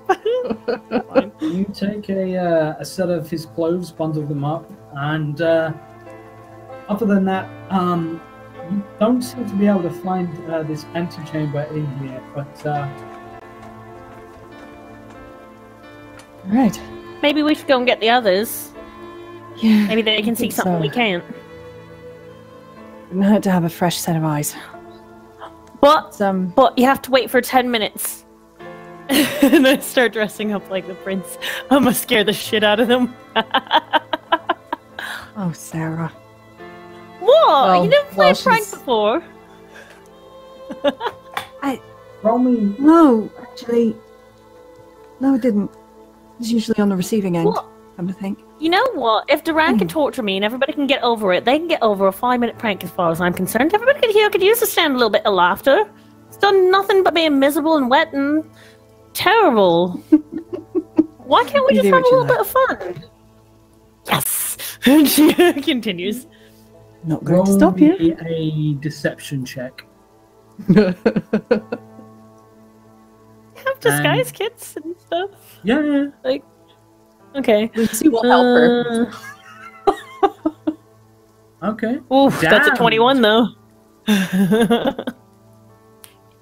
So you get yourself dressed up, and Lucie, you have a royal-looking boy. Royal Royal pain in the ass. A royal pain in the ass with you. As you Oh. head out and go looking for the boys who are in the Look very library. regal. Curtis, what have you what have you done? What have you done, Curtis? I've taken him here to the library, and There'll be a few like almost quarters of like royal servants that you might have passed that would have had, you know, a few items of clothing in. oh yeah, definitely like dress him up a little bit sharper. What's he wearing? Not like a full suit, but it's like a shirt and sort of jacket combo, and like we've shaved him as well. Okay, just the face. So yeah? like not full shaved, not full shaved, just like left a little scruff. trimmed. Yeah, little like the Aragon scruff. Okay, so he's got the Aragon scruff. Yeah, You know, he's he does. slicked his hair back a little. He's wearing a shirt that's got so many ruffles and shows off a bit of chest, and it's a little like he's a bit beefy. So I mean, it doesn't necessarily. It's quite tight fitted, and he's got a common band because it's a white shirt, and he's wearing it underneath the shirt because he's got to have something that stops. Like if he tears any of the stitches, he will just bleed through his shirt. So he's like trying. He's he jokes if he eats too much on this date, he doesn't bust a gut, and does what he can to sort of get him a date first. And then we go like looking for books that sound super clever. Okay. So I have Curtis has little information on what Lucie's like hobbies are. So far, he's got cats and question mark. Cool. But there's no way we can like. The dude was writing a book, a history book. Yeah. It's true. It's a 15 on the investigation. On a 15, you actually find a book on the local histories, the ancient bloodlines of kings and queens, which might be something of interest. I'm going to spend one of my nat ones, and Duran finds a book, like 4 shelves up. He's on a ladder, and as he draws it out, suddenly the pages fly open, and books just begin to shoot off the shelves. He takes one straight in the shoulder and falls back, and he just like the step ladder tilts, and he just slams down onto what would be sort of like a reading table, breaking it in two as he crashes down to the ground as books just fly out, seemingly wild magic in effect. Oh dear. We gotta run over. What the hell are you doing? He's just looks absolutely stunned. Like he's lost the book he pulled out, and he's just looking up at the bookcase. Like he's a little bit of blood from his nose has got on his shirt, and he's like, "I hate libraries." Yeah, are you okay? But I hate libraries. Can I help him get up to make sure he hasn't like reopened like his mortal wounds or something? He gets up. He is sluggish to move as he looks around. You notice that there is a book that is floating around that almost seems to sort of be flapping like it can fly. Did I? What does that say? Did I hear something? Oh no, wait, I missed. Let's see. Did I hear something about wild magic? Sweet, wild magic for Will. All right. Well, great. God damn it, Bran. All right, I'll roll 2, please. As I look up at the magical floating book, he's flapping its pages towards you. Bad things happen to me. 5, 9, 3, 4. Let's see. I am 10% likely to contract leprosy when I am injured by magic. Okay. That's savage. What is with the dies today? What's That's the other just one? fab. The second one is 8754, which reads, all within 50 yards must save, or their hands shrink by 50%. Okay. What's the save? Save save versus Why is what? it I'm gonna roll a d6 for the stat. 6. It's a charisma save. Give me a charisma save. I'm going to set it at 10. Just a simple. However, Duran does not have the best charisma modifier. Oh my god, that was so close. Oh my god! I almost had tiny hands. I saw that. No, the way the dice like slowly rolled. As you reach down to pick Duran up, take my strong hand.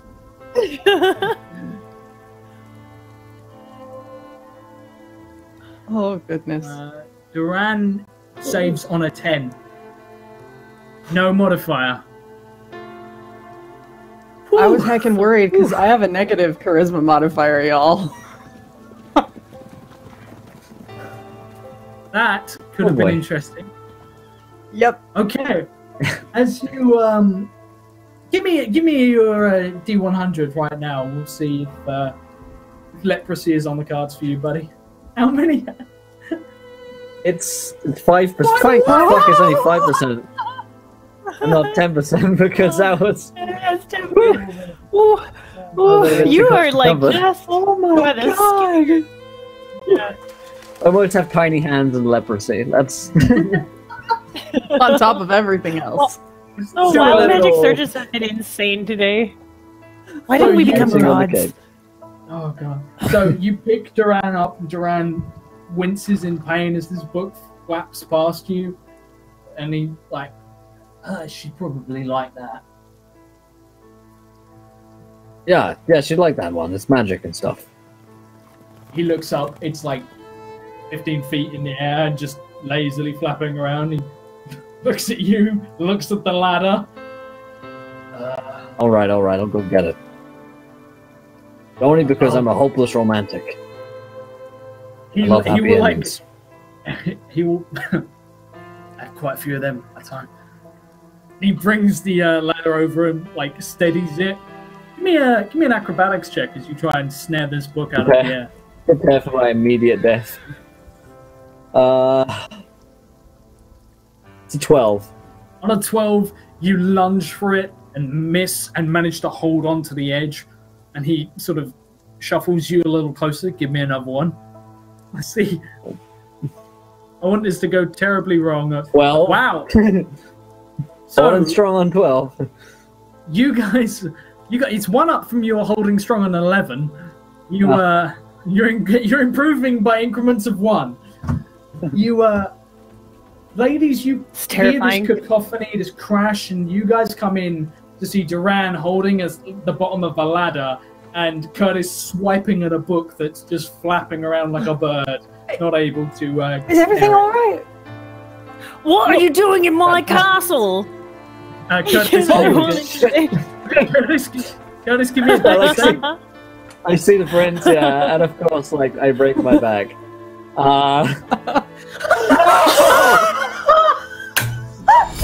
Oh my god! Oh wait, no. What else? What else? Revenue of 20 pounds. I have got a magic surge for each player, and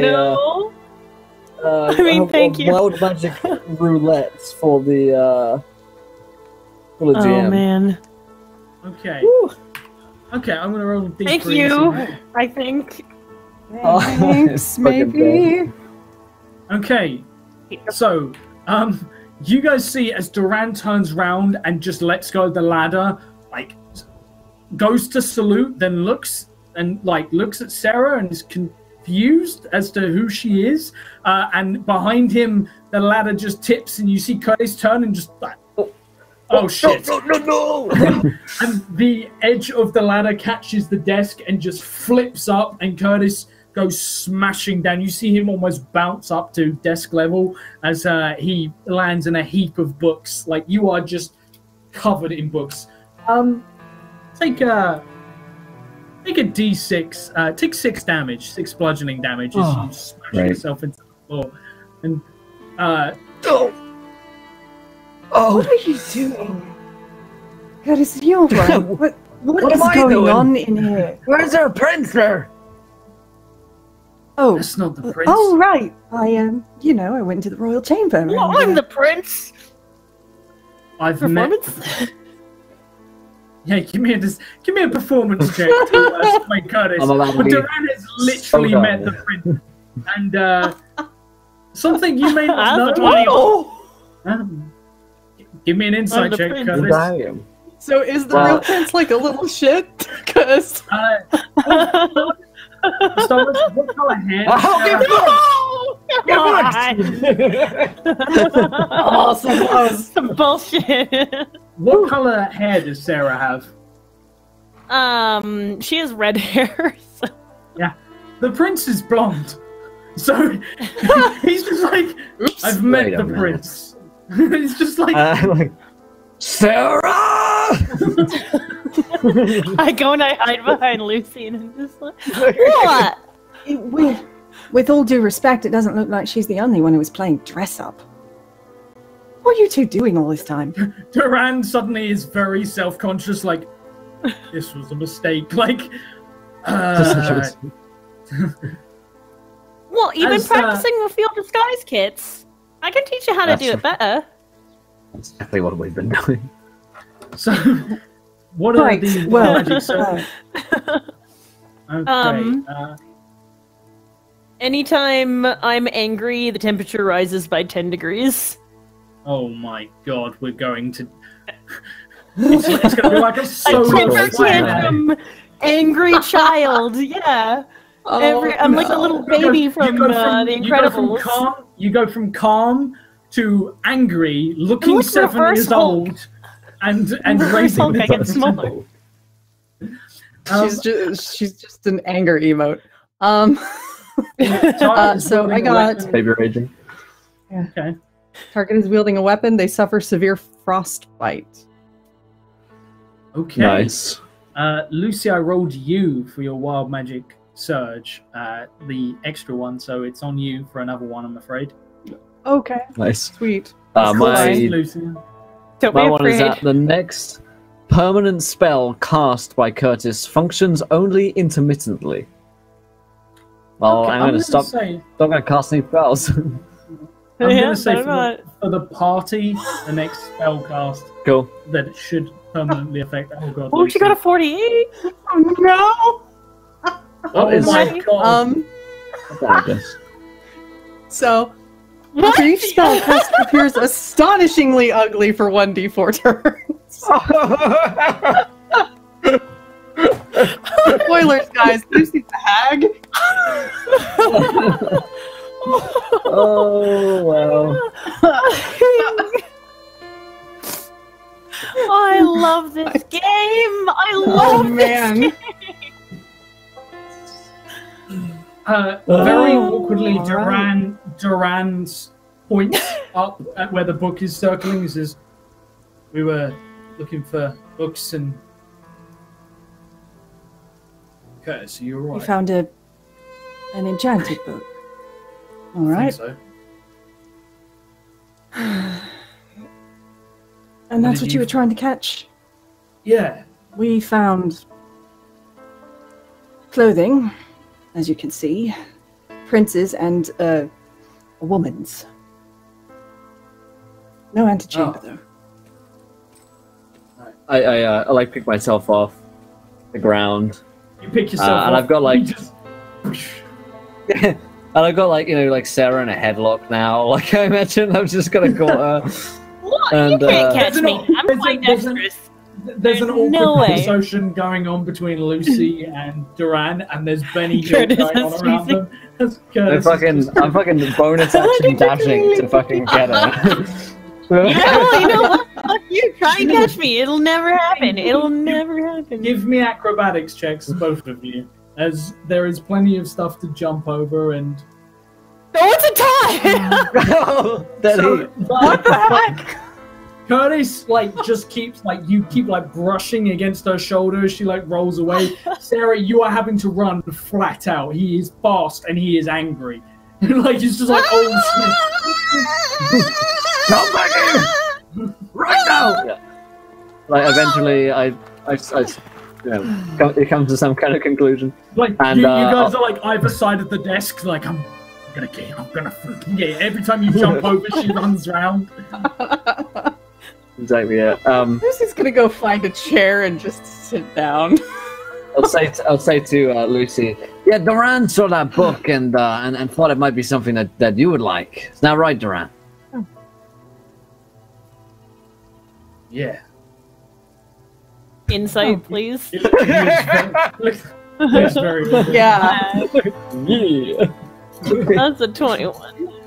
Because prodigy. Yes. He specifically. Thank you, Xanthars. He honestly found a book. He didn't know it was magic, but he found a book that he thought she'd be interested in. Right. Well, thank you. That's very nice of you. We were trying to. Blink, blink up at Lucy. Probably at this point where Curtis is able to actually like grab her since her attention's gone. I gotcha. Distraction achieved. Well, bit high up, isn't it? Well, I mean, nothing else mere mortals can do. Do have magic. Well, all right.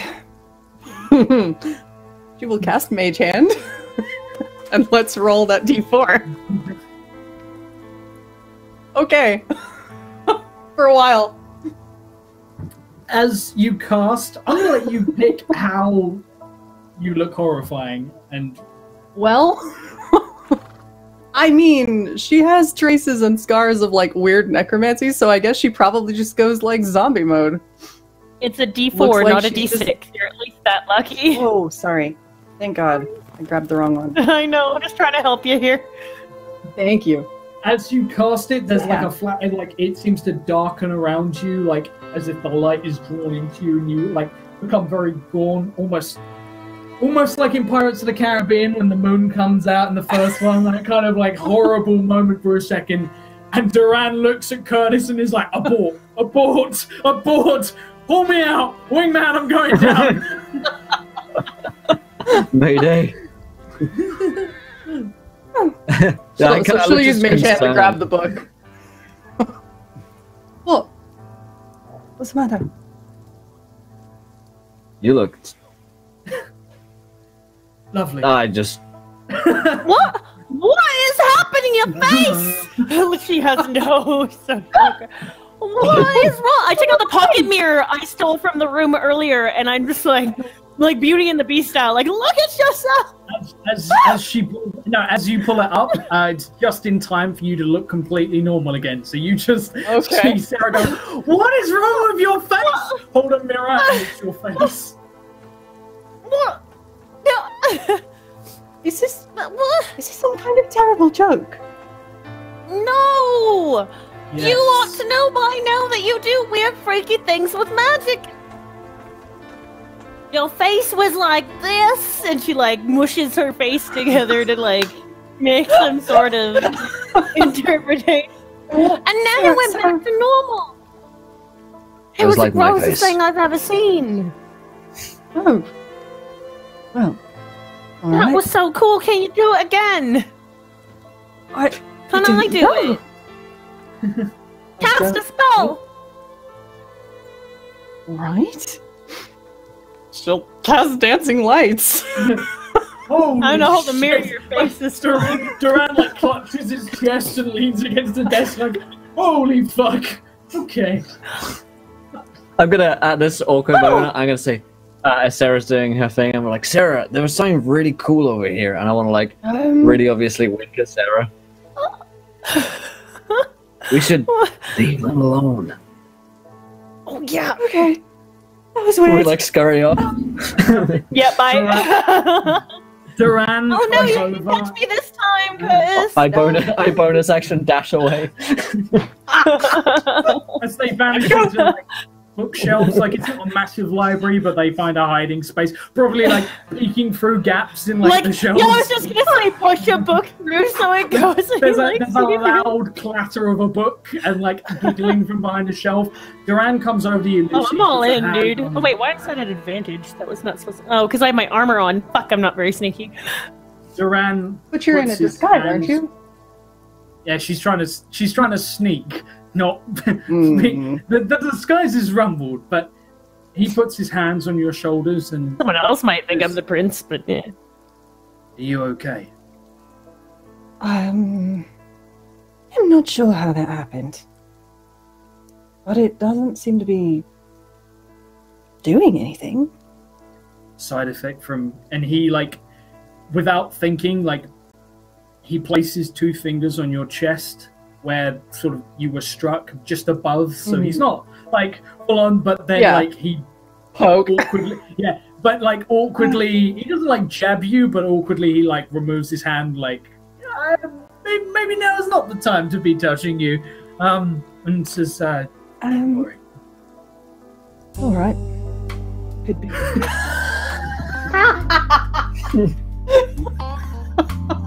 And he... Oh, it's been a while. He looks at you and... As long as you're okay. Just... Fine, so far. Where Look, those 2 idiots run off to?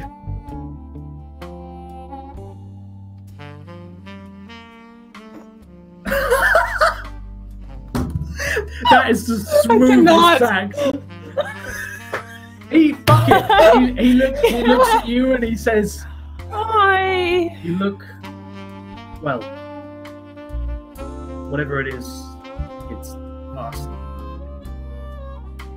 It's a little worrisome that it happens when I cast something, though.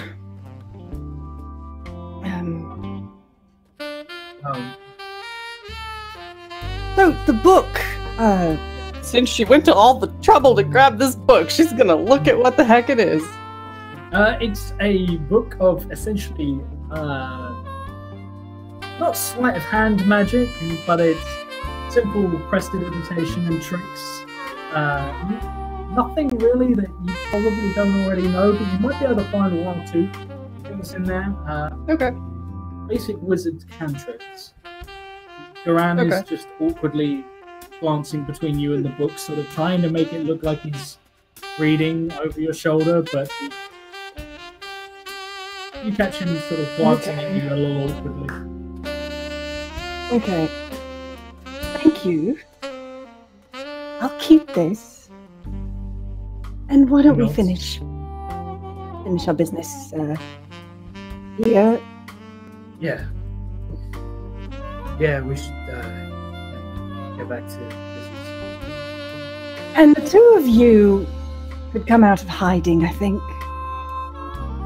She says, and she just kind of elbows the bookshelf. Like a bunch of books fall off and Sarah's face is there, just like, hello. This book. And I hold like an upside down book. I love to read. Just love to read. I'm sure you do. She's reading a book on algebra. Upside down. Yeah. Sarah, dear, those equations will do you no good at that orientation.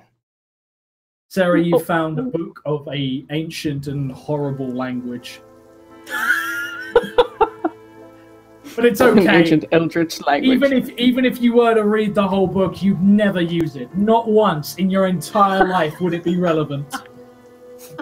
Well, maybe I just wanted to try something new. Well, here you go. You know, not lots of kids take up an hands interest you the in wizard reading. She hands Sarah really? the wizard cantrip book. You can learn some spells in that. Whoa, magic. I'll teach you I sometime. attempt to when cast a it's time. cantrip. What are you casting? Yeah, I don't know. Dancing lights, I guess? If I can even find, like, what chapter is dancing lights? Like, can I read the arcane? What spells do you have? Cantrips. Do I have? That's Lucie, I'm Or guessing. that she has. Sarah, what spells do you have? Oh, really? I've got here on my Fantasy Grounds character sheet, Radiance, Spare the Dying, and Toll the Dead. As Sarah tries to sort of do this, there is suddenly a loud church dong, and one of the bookshelves rattles and books fall off of it. Okay, you know what? Maybe not. Maybe later. Maybe I'll show you how those work. She takes the book back. right then. What was that? You notice Well, as she This does guy it, full of bells. her arm glows slightly. I can kind of do some stuff now. Okay. Okay. St. All right. Cuthbert kind of talks to me. I Okay. talk to him every morning. I can That's- stop people from dying if they're close. That's And good. That's I very can do good. this. She kind of reaches out to like, can I cast this on a spot or does it have to be a person? Sorry. The target must make a wisdom save, so target anything. Yeah, target anything. What are you targeting? I'll target one of the upper bookshelves and just toll the dead. There is a loud I don't. dong noise, and the bookshelf rattles some more, and you see part of the shelf seems to crack.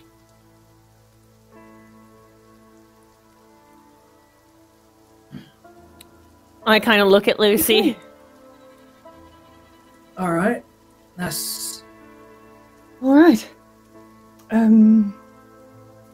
Congratulations. You seem to have the favor of a god. Yes. Howard said the gods didn't really favor us. They used us more like pawns on the chessboard. But the gods aren't really here to help us. They're here to help themselves. Hmm. I would not disagree. But use what you're given. Put it to good use. No reason not to. saved my life. So I'm told. We didn't find anything in the royal chambers other than a bunch of knickknacks. You think that you can come and give us a better eye? Yeah. Sure thing. I had no luck trying to find the antechamber. You guys can head up, and Curtis, you can give me an investigation as there are lights lit now. Yeah. And My investigation is not that hot. That's an 8. You were on fire, bro. Duran rolls a 11, and you guys, like, Duran goes over, he like pulls like candle holders that are fixed to the wall, like off the wall, checking for levers and stuff, and finds nothing. And Well, if it's here, it's well hidden. yeah, I don't. All right. You know, it's like he's sniffing the air by the walls. I don't smell anything decaying in here. It smells musty, but Doesn't seem like anyone's been in here in quite some time, discounting ourselves. yeah. He wipes a finger, comes away with plenty of dust. It's been a long time since a royal has been in. Anyway,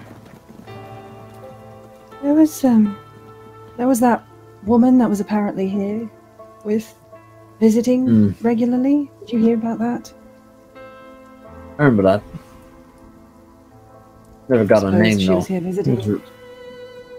yeah, Red-haired Duran, woman. Visiting the prince. he holds up a very scantily clad knight crown and Yes, Oh. that. she had taste. I give her that. Well, he did. Some kind of taste. Right. Yeah, no not idea all. where she's A from. lot of though. guys are into that, sexy woman thing. What are you going on about? What are all of you going on about? You all give the worst relationship advice from anyone I've ever seen. My dad'd smack you in the head, she says, pointing to Duran, if you said something like that around me. Duran like flinches at that, like looks genuinely beaten back, and he just drops the 90. Says, I got a few bits to drop off at the Silver Serpent. Need a hand? Yeah. Because my arms are really not so good after that fall. I should probably Head back. stay here and talk with Sarah about, you know, some big life things. God, So- it's really, What things? really. It's a really bad lie when it comes to some things. Duran just shrugs and says, "I'll carry on, man." And he sort of, since Sarah's comment, like, certainly looks crestfallen, and he picks up sort of a bundle of clinking items and his bag and heads out of the room. Go on, Lucy, go after him. Honestly. See what you can find here. You leave. You look like you could do with a hand. Know what you're trying to I'm a do. As soon as she's out of the room, we like high five. God, he doesn't have a clue. They don't have any idea. They think I'm just some stupid kid. Alright. Duran's made it almost to the courtyard by the time you catch up with him, Lucy, and he's... Alright. Is it raining? It is hailing as of earlier. Oh. It will be hailing for a little bit of time. And literally, it was a thing earlier that you get pelted with hail. So tears in the rain. he comes out and he's standing there like rain falling. It's an empty courtyard. He's standing in the center. Aragorn at Helm's Deep. Where you catch up with him, yeah. Vigo His hair's kind of fallen into his face slightly. opens up a double set of doors, super heroically. Yep. He's Need a hand bleeding like as well, so he's like, Yeah, he's like Yeah. hurt. yeah, and he turns like he's caught off guard by you. And he looks at you and he steps over to you and sort of puts his arm around you to walk you in, like, into the shelter. And How's your wound? it's all right until I fell off that ladder. Sit down. I want to try something anyway. Might as well be on you. I will cast He- Cure Wounds on him. He looks very apprehensive as you do this, but he puts down this sack and sort of sits down on a bench and reaches under, and as he unfastens, a common band comes away that is green but soaked through dark red in places, and he lifts up his shirt. He has like a very nasty wound still that is currently seeping. What kind of ab situation are we working with here, Josh? Wounded He's- as fuck. let's just say in the midsection, he's pretty ripped. So, he will Thank you. cringe at the wound and cast Cure Wounds. Give me that healing roll. Yeah. Sexual Or do what she healing? thinks is... Do what she thinks is cast Cure I've Wounds. got that one loaded up. I know, dude. It's- Great mind.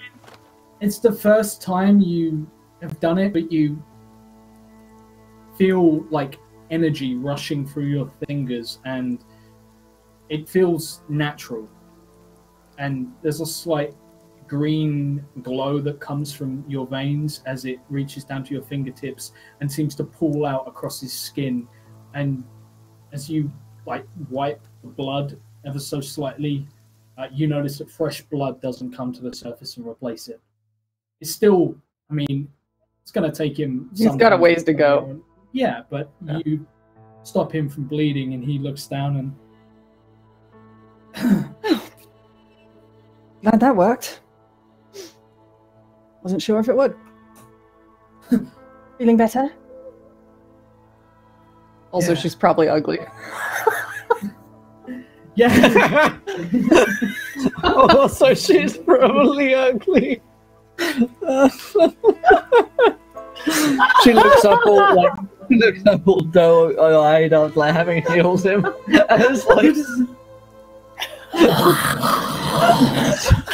super fucking scary. More or less. I can't with this episode today. Fuck. What has happened to us all? He winces slightly, but he nods and sort of grimaces. But he tries to play it off as like the pain, and he looks at you. The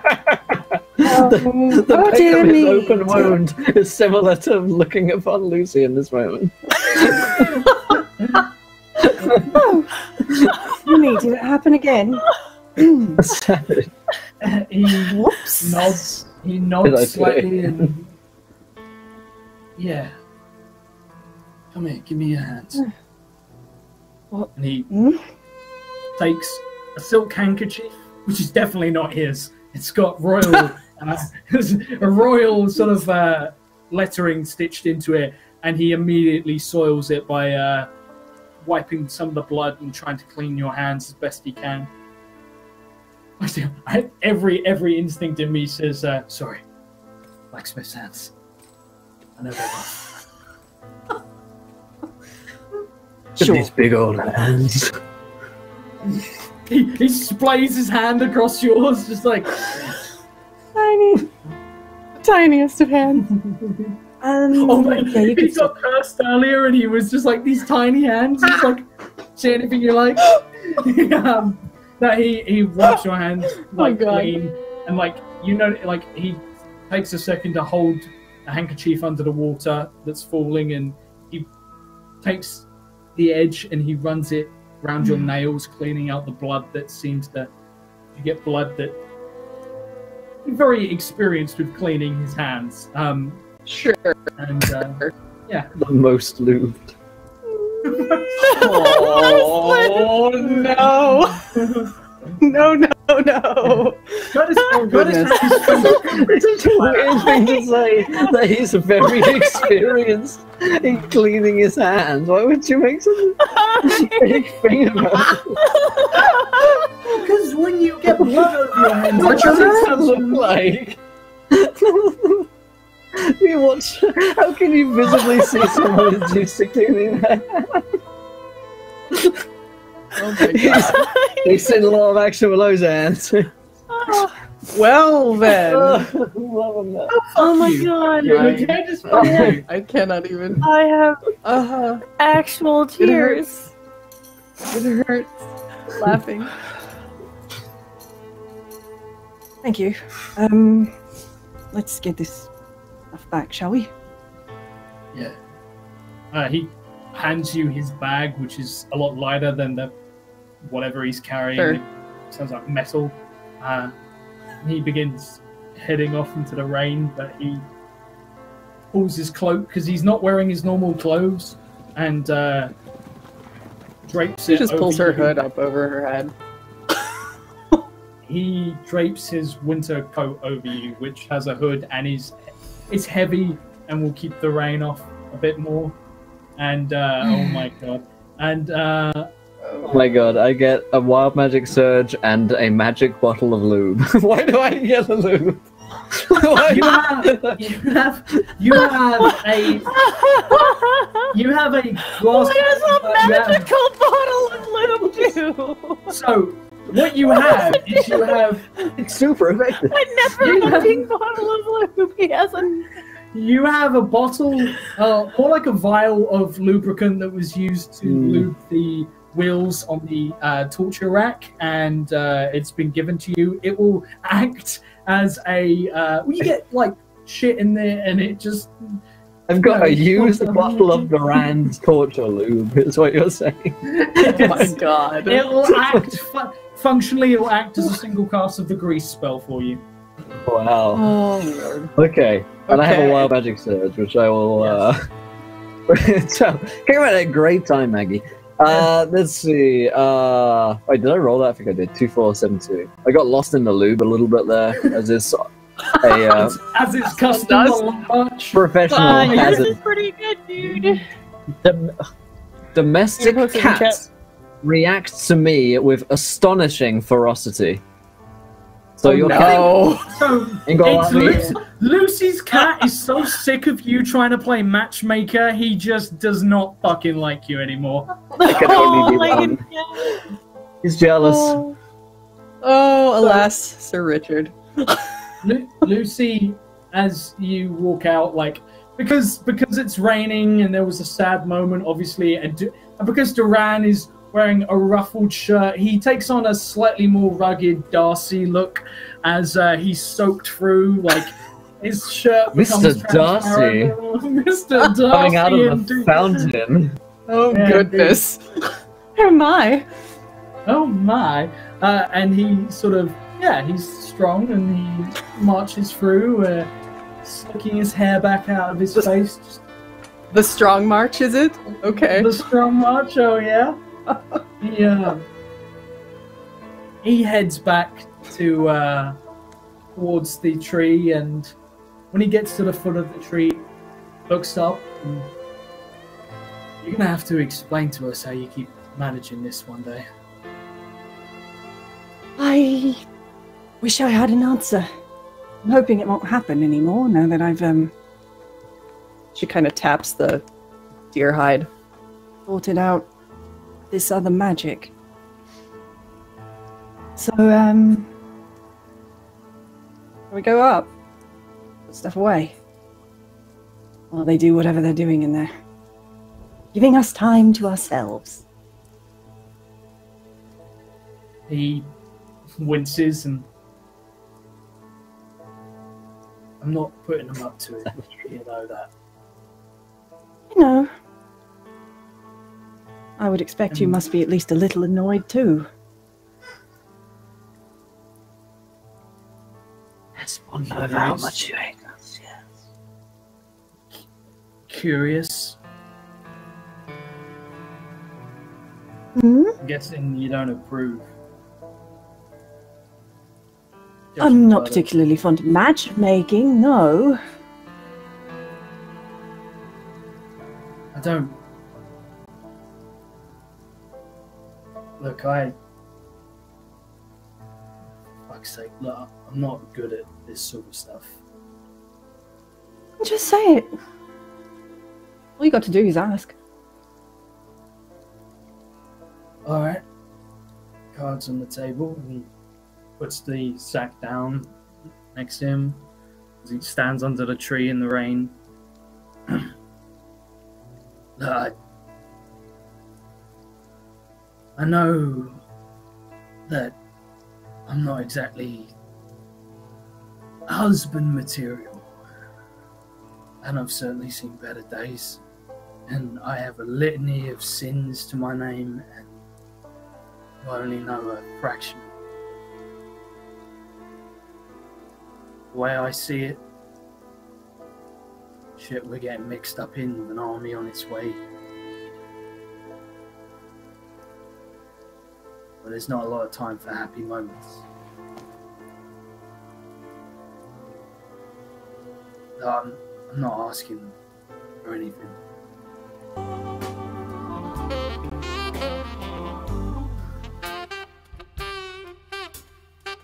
God damn it.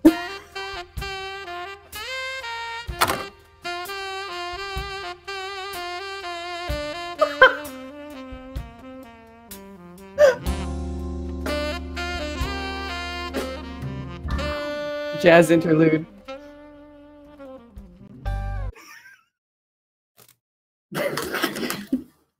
Please continue.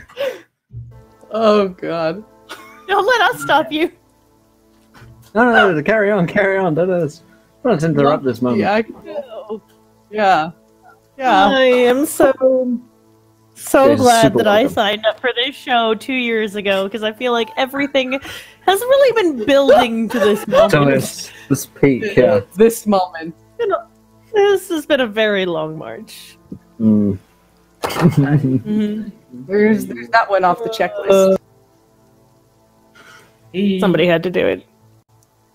He looks at you and says,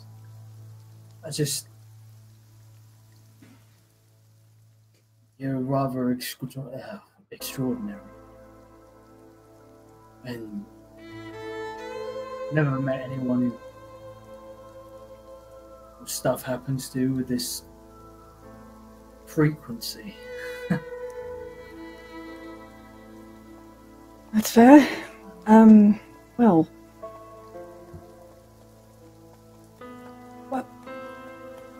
you're doing well by Sarah, I think. So that's respectable.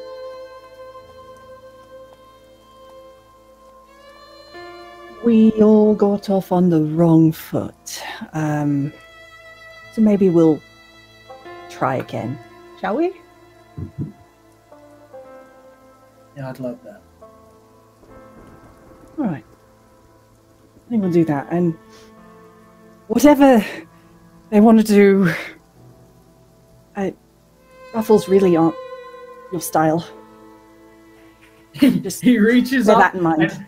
He reaches up and rather unashamedly, he just rips them from his shirt. And he's now bare chest, sort of like the deepest of V's. And, he just your clothes tosses back? it to the floor. He's got his clothes in his bag. Like, oh no, you've got his clothes. Oh fuck, yeah. He nods, Yeah, takes his cloak. Yeah. Slips it over his shoulders, ties the belt. And That's better. very embarrassed, sort of runs his hand through his hair, just like, no. Right. Something that I thought I'm so maybe- embarrassed. So let's say friends and with time. Yeah. Got to Well, understand. I was trying to finish a book. I wasn't really thinking about spending time with anyone. I was sending money home to my mother.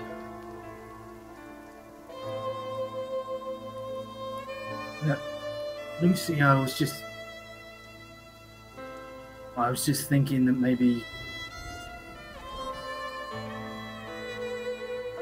I'm not saying no. I'm just saying not right now. Wait. You hear that? Yeah, what? Give me a perception check.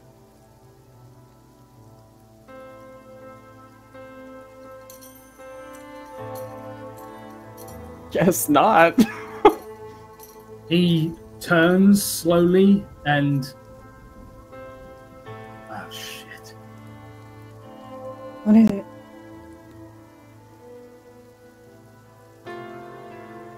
Trumpets. The armies? They're not a month away. Okay. More than a day away. That's not good news. Go. Tell the others. Yeah. Right. I'll take all this upstairs. And he gives you a glance for a moment, and he looks a little upset for a split second, but then he turns and he begins to head up the branches, taking them You got fucking savaged. Like, that was brutal. Hey man. Hey man. was Run back and help the others. That was 10 times Oh my worse It's not than I you. could have ever Hashtag feared tried. for him. It's not you, it's my book. Oh man. Yeah. Oh, She has but one love. God. No. Lucie, you go to warn the You wouldn't others. even give the guy a chance. You guys are probably heading out, I suppose, like heading back or heading to find somewhere else to hole up for a few hours whilst they have their moment. You see Lucie come running back. The armies are Not far. We need to figure out what we're doing. Now. Get back to the tavern, now. Can I hide the stone? Yeah, you take it and put it in the bag. Like, the second you grab it, like, it loses its... There's a little tiny bit of resistance, almost like a magnetic field, but you put it in your bag and it's gone. And it'll change out of the prince's clothing somewhere, like run around to your room, and get the fuck out of here. You guys get back to the tavern. Duran has stored all this stuff away, hidden it, so it doesn't accidentally get discovered. And he's in the process of checking what provisions they have and checking doors. And you guys return, and he says, "Oh, go get Calvin. You guys need to discuss whatever it is you've got planned." Whatever it is we've got planned. Presumably, we've talked about this plan. Hopefully. Presumably. So what? You've got a moment out of character to discuss what your plan is when the armies arrive. I think the plan is to be like simple folk who just run a tavern and then get conscripted into the army. Okay. Yep. So, Calvin and Duran are presumably over at the brothel when you guys hear horses approaching. And from your fantastic vantage point that you have, you will be able to see that there are about 20 or so knights riding over the hills, coming directly down towards the castle. I divest myself of my weapons. Okay. Yeah. Lucie, what do you do? So I don't look like a fucking, Yeah. soldier when I walk in. Yeah. Lucy will leave her, set her staff elsewhere and wrap it up and go, handle some dishes or something. Right? What does Sarah do? I'm gonna sit on the roof of the tavern and watch the army approach, I guess. Okay. You see that this appears to be the reconnaissance. They're coming into check ahead, and as they make their way towards, you notice one or two of them divert to head towards this structure and also towards the other structure, the brothel, as both of them are in trees, and it's rather unusual. And you see that 3 knights come up and dismount directly below. We got some really nice spiced potatoes. You can come on up if you like. You see them take a few steps back so they can see you properly, and these guys are clad in heavy armor, not plate, maybe half plate. All of them have swords and crossbows. They are wearing blue and gold tabards with full armor-plated, like war horses. Like, these guys are soldiers, and they are not fucking around soldiers. They're not mercenaries. They're not town guard. These guys are professional and look a certain ways that is probably a little intimidating, and begin to climb up towards the tavern. My dad served in the army. Maybe you guys work together. It's nice to have people around, Sarah says, trying to, like, keep a positive inflection on her tone. They give no responses whatsoever. You don't even hear them talking amongst each other. Like, they just march on up. I'm gonna dash inside then. Not like action dash, but like go inside. Yeah, you easily get inside before they do, like slipping through one of the windows that has branches up. These guys seem a little bit mean. There's a couple of soldiers coming up the stairs. Maybe they're just hungry, but I tried to say hello and they weren't really feel. Oh, I think I hear them coming up the stairs. All right. And she's going to kind of run. You know, she's just going to stand by Sarah and, or not Sarah, Lucie, and welcome. Yeah, be close to a weapon in case things go bad. No one's close to a weapon. Curtis has his pick like under the bar. There's like a few knives sort of stashed around. Lucy's got her staff probably up where the brooms are. Yeah, like Oh, that's in the equivalent clever. of, I like that. Yeah. That is So sneaky. it's like, yeah. So there's like a couple of brooms behind the bar, and your staff is just like masked in the middle of them. Yep. And the door suddenly creaks open, and there are 3 silhouettes standing in the doorway, heavily armed, and they step inside, hands on their weapons but not drawn. And one of them peels away and walks over to the bar and sits right opposite you, Curtis, on one of the stools. You hear the stool creak under the weight of him, and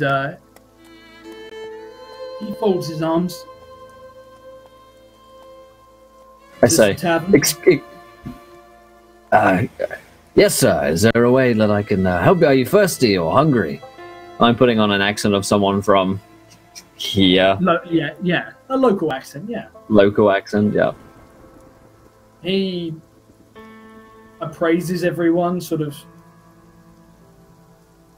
You don't appear to be doing much business. No, sir. Ever since everyone left, it's been quiet. Been a bit slow. But you know, with you in town, sir, it seems like business is picking up again. He That was nods. What are your Get names? you something to eat or drink.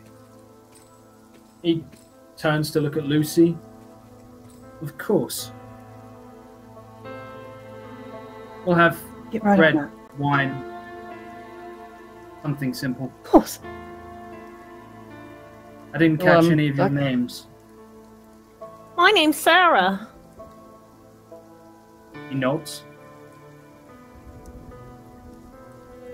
Lucy will look to I'm- Curtis for the barest fraction of a second. Like, fake names? Or...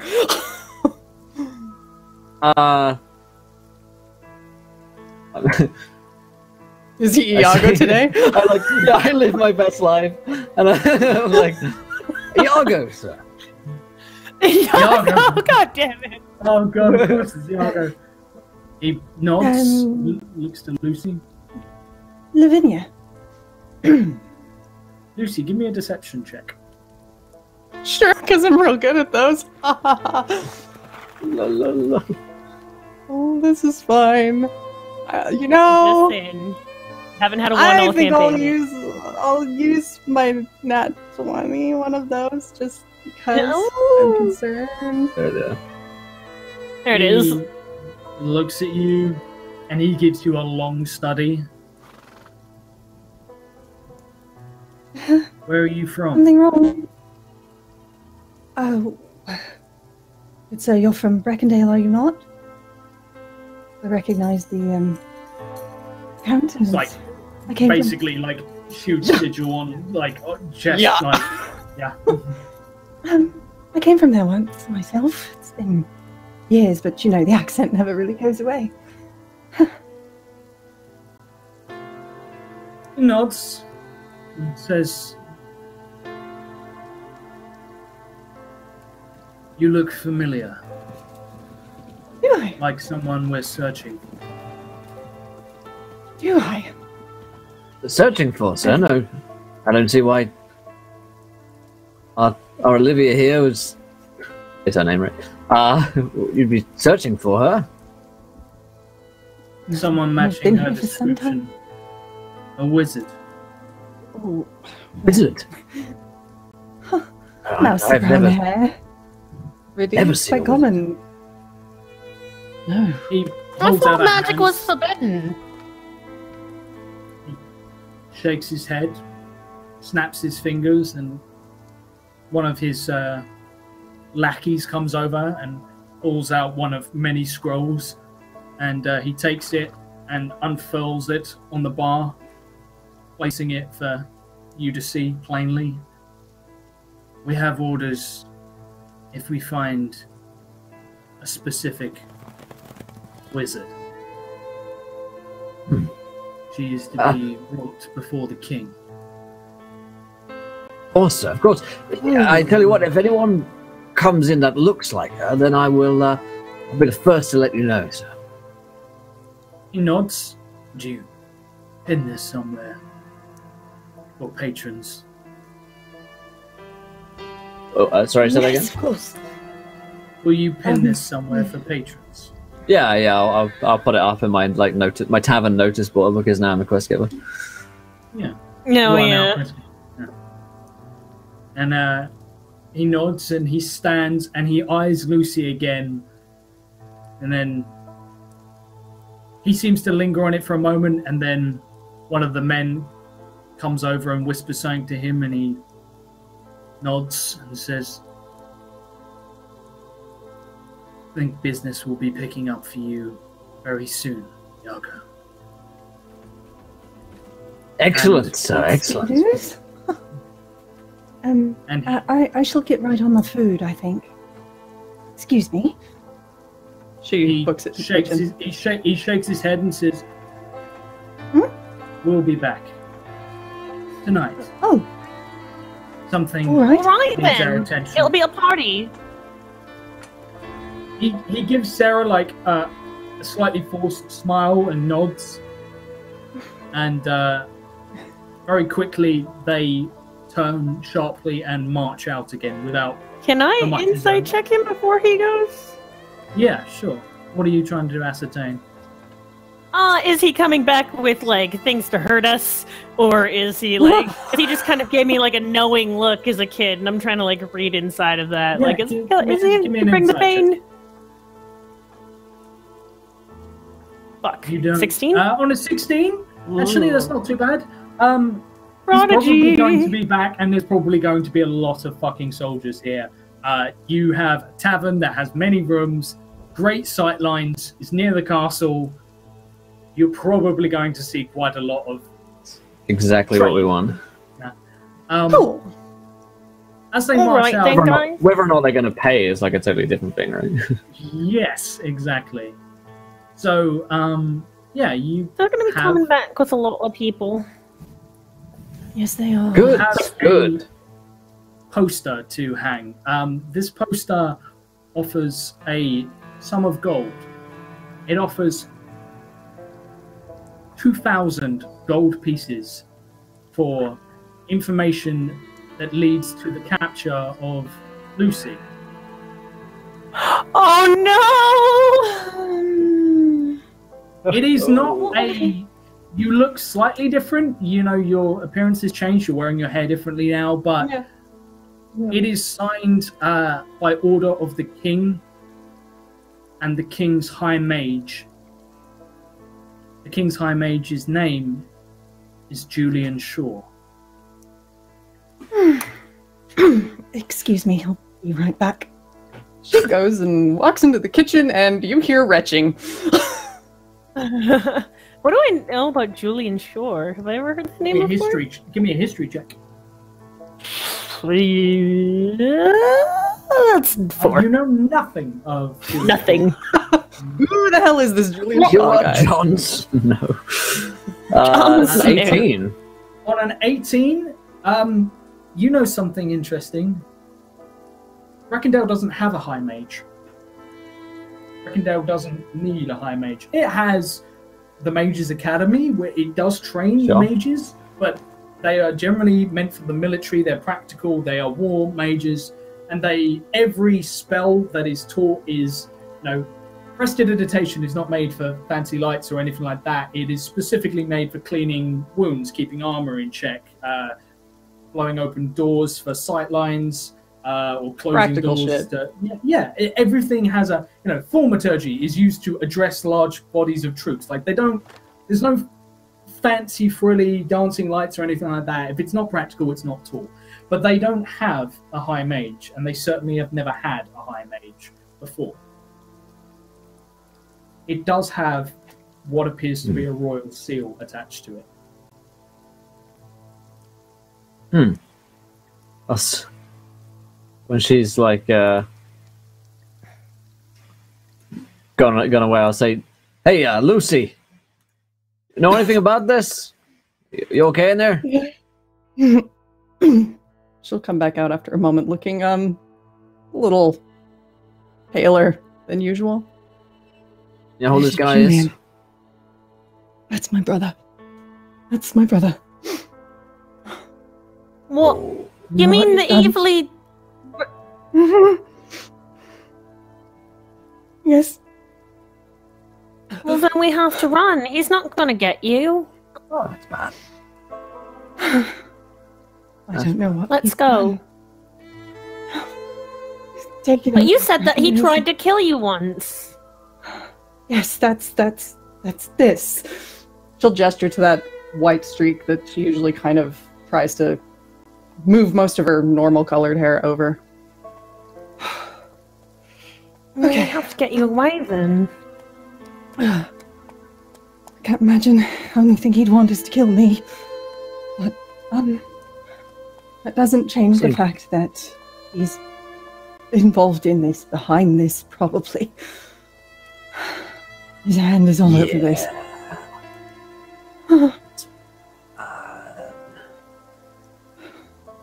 I don't know how I can help all of you. It's gonna be all right, Lucie. And I go up and hug her. She's just shaking, and tears are just streaming down her face, but she's not even paying attention to it, really. Okay, I need to not look like me. I can help you with that. I've got a disguise kit. Yes. Okay. I'd change her to look, I don't know, like an old woman? I mean, Well, she becomes I have- randomly ugly every now and then anyway, so... Sorry, Lucie, I'm sorry.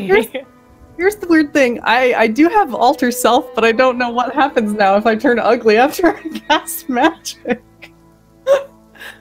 Like, what would happen? But they could probably I don't know if you want to use magic, since your brother knows that you cast magic. Maybe you want to tone it down on the magic a little bit and just use some of this. And I open up my disguise kit. And we can just put a little smudge here and put some more silver in your hair there. And, well, maybe try on this wig. And one magic item for everyone. Wow, thank you. Hey, Ooh. 2 for Lucie as well. Thank you. Lucie. Hey, Hey! Appreciate it. Hey, yes. Sweet. well, Thanks. I want as stuff. you try and get everything sorted, and get sort of Lucie, trying to comfort her and change her appearance, Curtis, you have a moment where you're by the window and you see an army that seems to stretch across the entire horizon, approaching over the hills, with more riders, knights, approaching, and you note that already more have started to close in on the city. And as you see all of this oncoming, that's where we're going to wrap up this week's episode. Ah, but I want my magic item. Okay. What an Shit. episode! Holy shit, this was hilarious! Oh my god, there is so all much that happened. happened. The highs That were all high and the lows happened. were low. Yeah. We got through a lot. That was impressive. When Yeah, that was Flora- really good. When Flora has said, I mean, we could do an extended episode for like another 3 hours because No, I have flights and I would. stuff packing, and no. Yeah. I would. Well, that was a good ending. And holy shit, man, we're fucked. Well, Lucie's fucked. Yikes. Lucie's been fucked this whole time, to be Yes. honest. Like, from day Yes. one. It sucked to be Lucie. To be fair, that knife has been hanging out in her backstory since day one. We could have been gods! We could have been We gods! We could have been gods! Oh, if only the dice were on our side ever. Came I mean, I'm up glad so we didn't close. explode. Yeah, I'm glad you didn't explode, contract leprosy, become gods. Within like 10 minutes of each other, we were going from 2% chance of exploding to 1% chance of being a god, so... I had the little leprosy Shame, opportunities like, what today. if we... Yeah. That seems to happen to Curtis a lot. Oh yeah. Oh yeah. This is like my shtick. Like each episode I get a new disease or disfiguration is great. Super appreciate it, chat.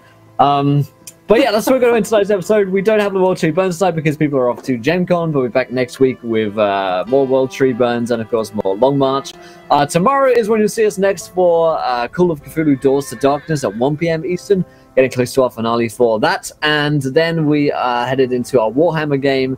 And I don't think there's any Star Wars tomorrow night because of Gen Con as well. So we've got a slightly reduced schedule due to folks traveling and at Gen Con and stuff like that. But let's go around a custom crew. Do we enjoy ourselves? And of course, where can we find you guys online? Josh, great job tonight. How was that? It's exciting. I'm looking forward to that. It was fun to have. I wrote some stuff the other day. I had one of those moments as a DM when I was talking to Tia about it. I just suddenly stopped where I was in the out in public and said a line out loud in an accent and was just like, no context. I looked like a complete insane person, but as the second I said it, things started to fall into place. And so I have plans, and I'm really excited to see how you guys all handle it. As for me, my name is Josh. You can find me usually today on Midgard straight after this. Unfortunately, no Midgard today, but we will be back next week after just having done Battle with the Dragon. Usually before this as well, an hour before this begins, I finish a show up on the Greyhawk channel called Vecna Lives with Laugh Love Lindy, Zippy Zippo, Don Fry, and Mythomatic. Great cast. One of my favourite games to play, and at the moment is genuinely just hilarious, laugh a minute insanity. And I just got given the Sword of Cass. I'm fucking happy about it. So yeah, that's me. Oh yeah. Awesome, great stuff. Ooh. And Jess, an eventful episode for Lucie tonight. Indeed. Yeah, gosh, those wild magic surges sure were a thing. Sorry, Duran. I love you, man. Lucie is a cold, cold heart.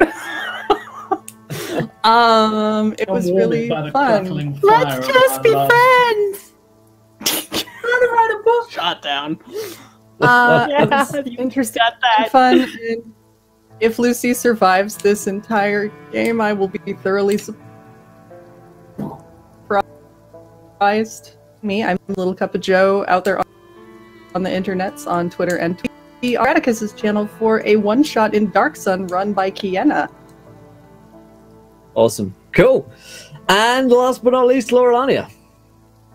Today was a day of ups and downs, man. I started off today by losing 100,000 gold in the dungeon, which was great. That was great. And everything else was just kind of today was a very magical episode. I'm a sucker for a good romance, so especially in D&D. So Lucie shutting down Duran, just like, oh, it hurt my soul. I was like, you can find me on Twitch at Laurelania. World Tree Burns is not on today, so Firefly on Friday. I'll be in San Jose for the Shadow Reveal Party, which is going to be really exciting, so keep an eye on my Twitter and stuff, which you can find on my page. Join my D&D Discord, and I love you. Yes. Go team. Awesome. Go team, man. That wounds that Duran took today were far worse than the explosion of a couple of weeks ago. So brutal. I loved it. That was a brutal critical upon him for sure. But we'll have to find out if maybe there's hope for Duran. Maybe yet there is hope. We'll see next week. Until next time, my friends, try not to throw too many net ones. We want to be here laughing when you do. Good night, everybody. Bye! I would never ask somebody out again after that. But I'm fucking done. I've lost all faith and love. Bye! My faith is bye!